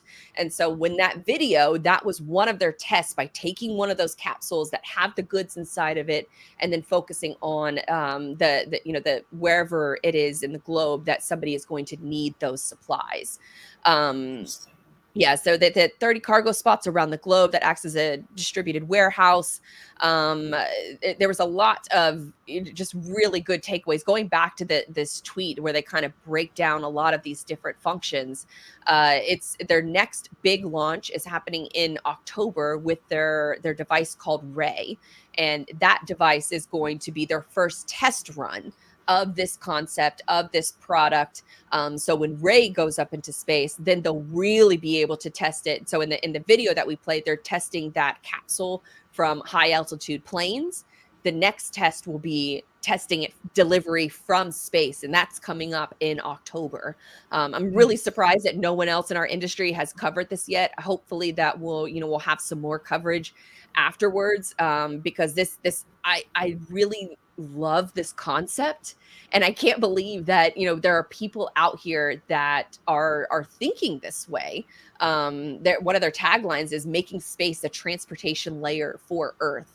So they have a really slick website. Not that kind of has. Oh, that is a nice website. So this is, let me pull back up. I'll start at the top. But it says making space a transportation layer. You can kind of see that capsule that's right on it, or that's right on the homepage with the little parachute of the item being delivered. And so basically these items are going to be stored in space until somebody needs them. And then what happens after, when somebody needs them, they put in the call, they find out which warehouse is the closest to the location that they need it dropped. So the Inversion Space team will go in, they'll put the coordinates, and then after they put in the coordinates, they're done. So all of the tracking is supplied to whatever customer is making that order. Their use cases right now is Department of Defense, and then disaster relief.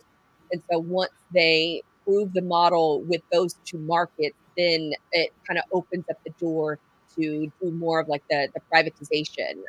So, different goods. Now he does kind of theorize that this could be a concept that, in maybe like 5 to 10 years, when you order something from Amazon, that it's actually getting dropped in your backyard. I don't really think that that's going to be feasible, because it's crazy to even think about, the expenses of that. But as we do this more, as more private companies become involved in space, then it creates a situation where there's incredibly more demand. There's much more supply. Prices come down. The cost to book even a flight right now to get into space is around $25,000. But that is a way. It is coming down. 10 years ago. Yeah. So it's Leonardo DiCaprio is just kicking himself right now for what he paid. It is crazy to I'm reading this and looking at the site, and it's crazy to think that, we might be writing about the tech innovation behind re-entry vehicles, and that's another thing that they're building too. That the other product that they're building is called ARC, and it's a fully autonomous vehicle inside of space, so they can kind of propel that vehicle for both reusability and re-entry. So then that way they can keep reusing, and if you can reuse it, and that also brings down your prices. And so these are just really, really the less than 1 hour global delivery.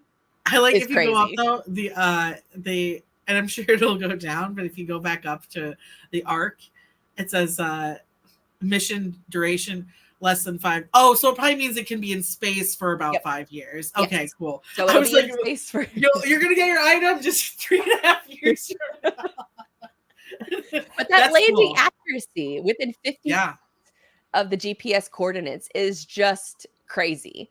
So there was a couple other little notes. So it's like when we are sending letters back to our packages back to our parents from Mars in 40 years, it's gonna get that. It's gonna get back there. My only I guess concerns, and I want to it's a few concerns. Yeah, it's a few concerns. So I'm trying to get Inversion. I'm trying to get Justin on the show. So I've reached out to him on LinkedIn and Twitter. I haven't heard back yet. So maybe this this segment will help in that regard. I'm going to send it over to their PR team. I see you writing notes over there. Are you trying to No, get somebody to beat me to the punch? I'm looking up right now their investors. Oh, they're a Y Combinator, so they're YC. I'm not sure if they're actual investors, but they're a YC funded company or a YC alum. But that's how they got their, you know, sort of initial funding round of $10 million, which feels like peanuts when you're talking about like space investments. The only concern, so you know, as I'm learning more about like space logistics and things like that, there are no government bodies in space where it's like from a regulatory standpoint. It's kind of a very much a wild west. Like there's no rules, there's no laws, there's no regulations. It's just kind of like a loose set of agreements that we're not exactly sure if like other countries are going to follow. One example in particular is Russia wanted to test one of their missiles. And so for a satellite that they already had in orbit that wasn't working anymore, Russia decides we're going to send a missile up to do a missile test, which is essentially just like a show of force. So they do this missile test, they blow up their own satellite, but it sends all of these pieces of debris into orbit. And so you're creating like this debris field that's going to impact all of the other. I mean, the global like space community apparently was like just pissed off that this happened because of all of the issues that were going to, or secondary issues that were going to be caused because Russia wanted to do a missile test. And so when you think about the debris field that they created from that one missile test, just think if like you piss off the wrong country or you piss off the wrong person. There's also like companies that, you know, I talked about this also in the NASA series that I dropped, that there's companies now that monitor the debris. And so you can get like visibility into debris fields so you can maneuver your satellites around it so they don't get damaged by a screw that is traveling thousands of miles an hour, that if it hits your satellite, it's going to severely damage that satellite. So my main concern is with these warehouse locations, with the focus on the Department of Defense, what happens if one of these things gets attacked? What happens if you're storing something that's not necessarily a drone? It's, you know, some kind of explosive devices, things like that you're storing, and somebody else gets a little mad about it, or oops, my satellite ran into this warehouse and it causes it to explode. Like, what happens then? If there's no regulatory bodies in space, who is at fault and who does that affect? If that debris field doesn't actually stay in orbit and that debris falls to Earth and kills somebody, like what happens then? Who's responsible? None of these things are being answered yet because these are all completely new problems. There's one stat that sort of like blows me away, is that we have about 8,000 satellites right now in lower Earth orbit. In the next 10 years, it's projected to be 200,000. And so if we have all of those sort of moving parts going on in space, all it takes is one bad actor to mess it all up and to ruin weather satellites, GPS satellites, communications, anything like that, you know, our life is powered on Earth by satellites. And so if one bad actor messes up and does something, you know, something, it's crazy secondary effects that could happen from that. At the Samsara event, we were talking to the girl who's like the VP of product for that space company, and she was like, there's some really crazy, I don't want to call it conspiracy theories, but like end of the world type of theories around just the space trash alone. And oh wow. And oh yeah, you know me, I was like already fangirling over this girl. Yeah, well, I had one of my banker buddies with me, and I'm like, listen to this girl, like so I should connect you guys, and maybe we can do an episode with her, because she seems like I had brought up space trash because I was trying to explain to him, like, you know, there's an app I use to look at the stars and stuff like that and find planets, and you can actually see all the trash satellites and stuff in space.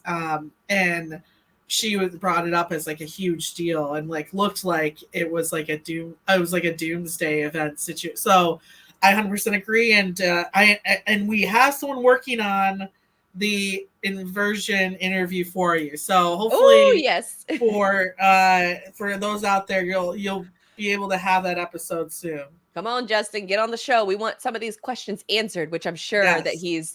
he's thought about, because he does seem like a very thoughtful founder with the way that he is approaching this. So Yes. that is one, but he hasn't done I tried, Googling, YouTube, that kind of thing. He's only done a couple interviews, and Love it. so I definitely want to hear more about their plans on becoming, that next shipping container. Because if you Yes. can standardize some of this stuff, this could be the next sort of like the box, revolution, that, that the container that revolutionized global trade. Maybe this is that next thing that's going to revolutionize global trade.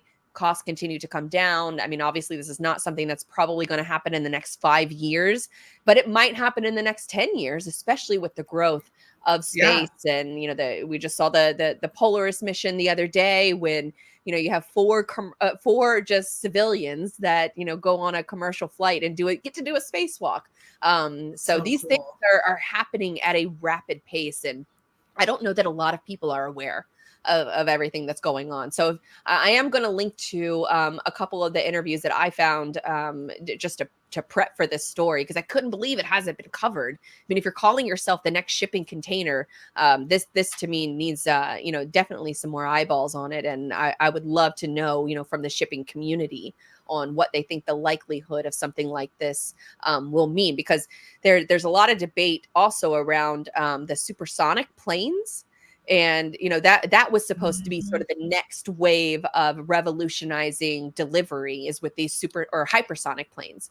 And so with hypersonic planes, or I guess comparing it to inversion space, Justin was saying in one of the interviews that there's a lot of complexities with landing the craft. And so if you can remove the landing of a plane, then it removes a lot of that complexity, because there's another company called like Dream Scope or Dream Sight or something like that, that was trying to do something a little similar to Inversion Space, but they are focusing on sort of the plane model, and the landing of it is proving to be much more complex. And so for Justin's company, Inversion, they are focusing on these capsules that they can just parachute in and drop in, and it creates significantly less barriers for that cargo to get delivered.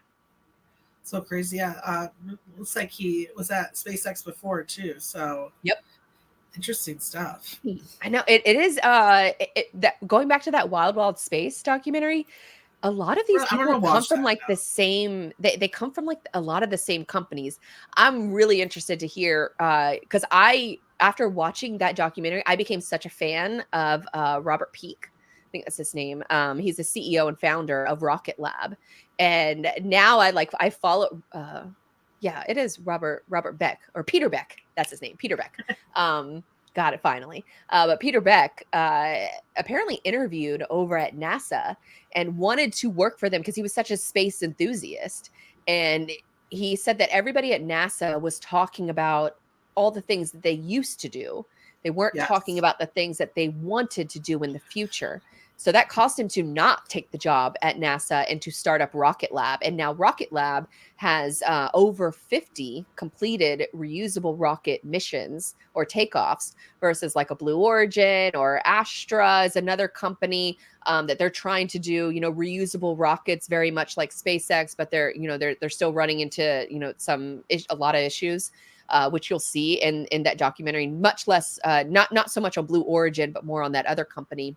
But Rocket Lab kind of just feels like they're being led by someone who is like a mad scientist, but with a good soul. That's what it feels like to me. That's Like awesome. he's doing it just because he's like been a space nerd his whole life, and he's building rockets in literally his backyard in New Zealand and launching them. And so it's an awesome kind of thing to see. Highly recommend following them on social media too, because they just have a lot of really cool stuff, and they've done over 50 successful missions using reusable rockets. And so that's another company to kind of keep an eye on.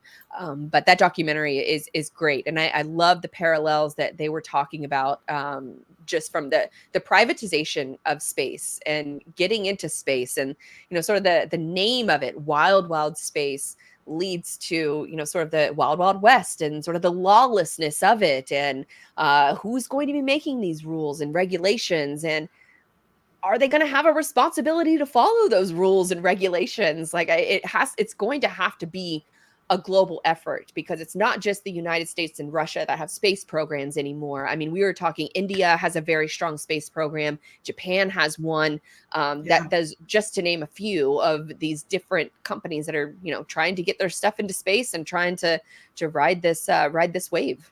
Well, it's interesting too, because I don't know if you got a chance, and by the time this comes out, it won't be from yesterday, but probably the past week. But I don't know if you got a chance to see the Oprah special last night on AI. Yeah. Oprah did like Oprah, she loves to do a special on things. And she did a really good AI special with Bill Gates and the ChatGPT guy, and also just like historians as well.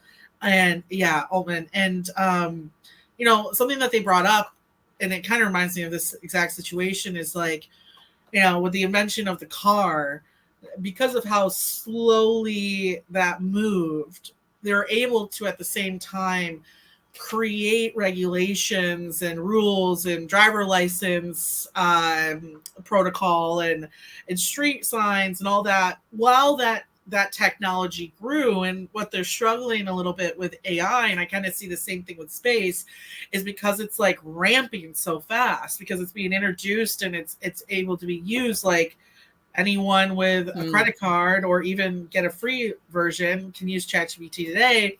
It's hard to figure out the process, like, where it's moving faster than the regulation, right? And that's, it just reminds me of the same problem with space. Is like, it's not that any of this technology is bad, but it goes back to like your fear of like, okay, well, all this stuff could be really useful and helpful, but who is going to be standing behind it? Are we going to have to build like a space or like regulatory body with different countries?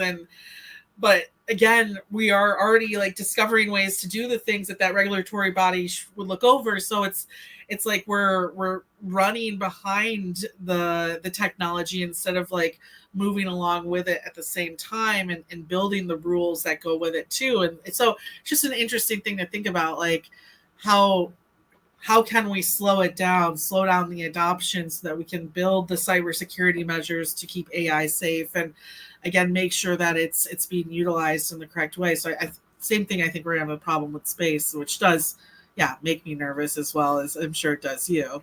Yeah. And it's too, some of these things start off with the best of intentions. Yes, and then it gets evolved into, so I think Planet Labs was another one of the companies that was featured in the Wild Space documentary, or where they started off as an imaging company. And right now, even Justin says the only way you're going to make money in space, or the only things making money in space right now, is imaging and internet.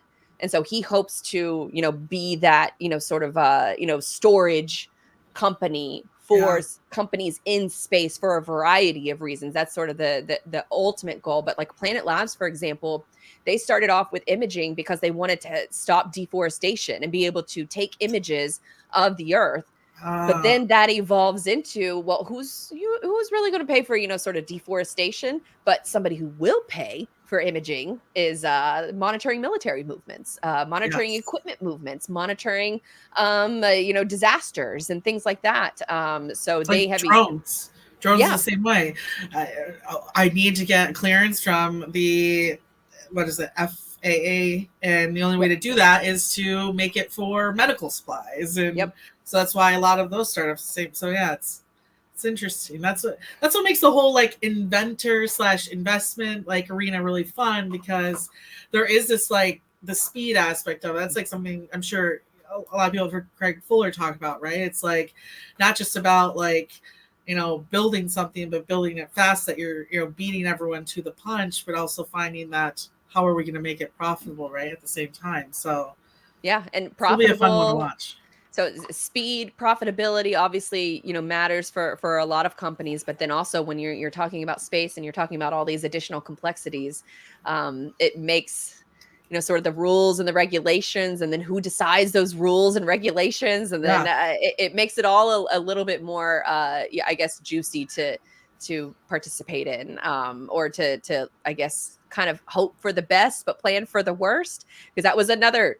To go back to that documentary, they said all of the problems that are here on Earth will follow us to space. And so how are we going to address these things? And these are big questions that need to be answered. And I don't think that, Inversion Space has to answer them, but I do think that they have to answer, what are the contingency plans if something gets attacked? If you're storing goods for the Department of Defense, I think it's a reasonable question to ask of, if you're storing weapons and things like that, who's protecting that cargo, number one, in space? And then what happens if, oopsie, like a Russia, we need to do a missile test, or, right. And Ray explodes up in the air. Yeah. Right. So there's a lot of questions I think that still need to be answered. And anytime you have innovations like this, new questions are going to come up. So I'm sure that they have, answers for some of these. And then there are going to be more questions that pop up that they probably never thought about. And so how they address it in the future, and how I think space logistics addresses it in the future will maybe lead to, 1 hour deliveries, and, you don't have to pay Amazon Prime anymore. You can just pay Inversion Space. And you just say, I'm trying to remember like how long. Oh, hello everyone. She said, this show is done. Grace's cat walks across the screen. This is Cow. Say hello, Cow.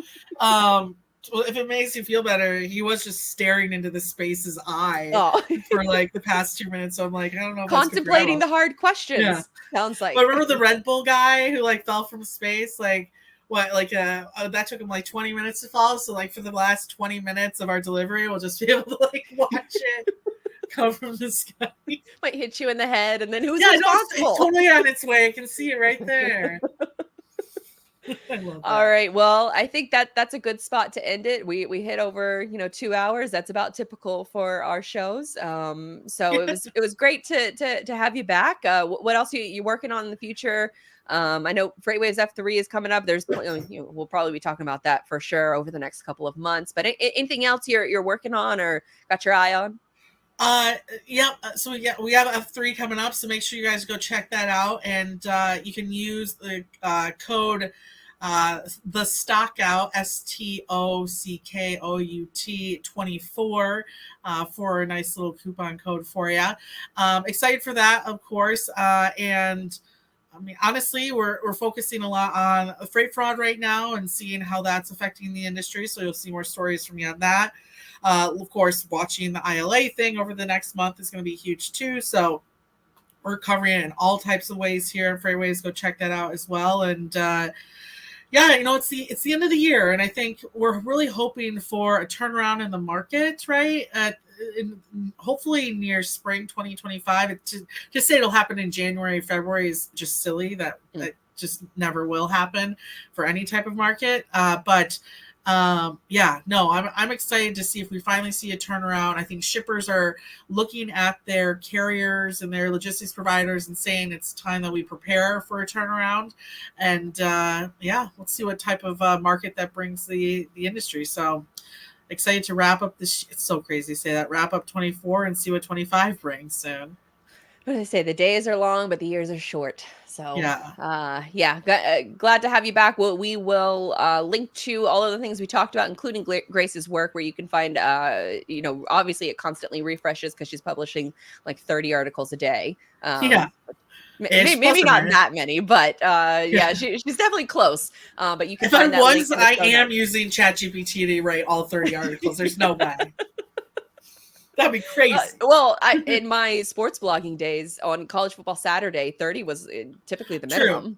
True. Yeah. Awful job. I would never do that again. But anyways, that about does it for this show. Thank you guys for watching and tuning in. We will have more episodes like this in the future. So thanks again, and we'll see you real soon.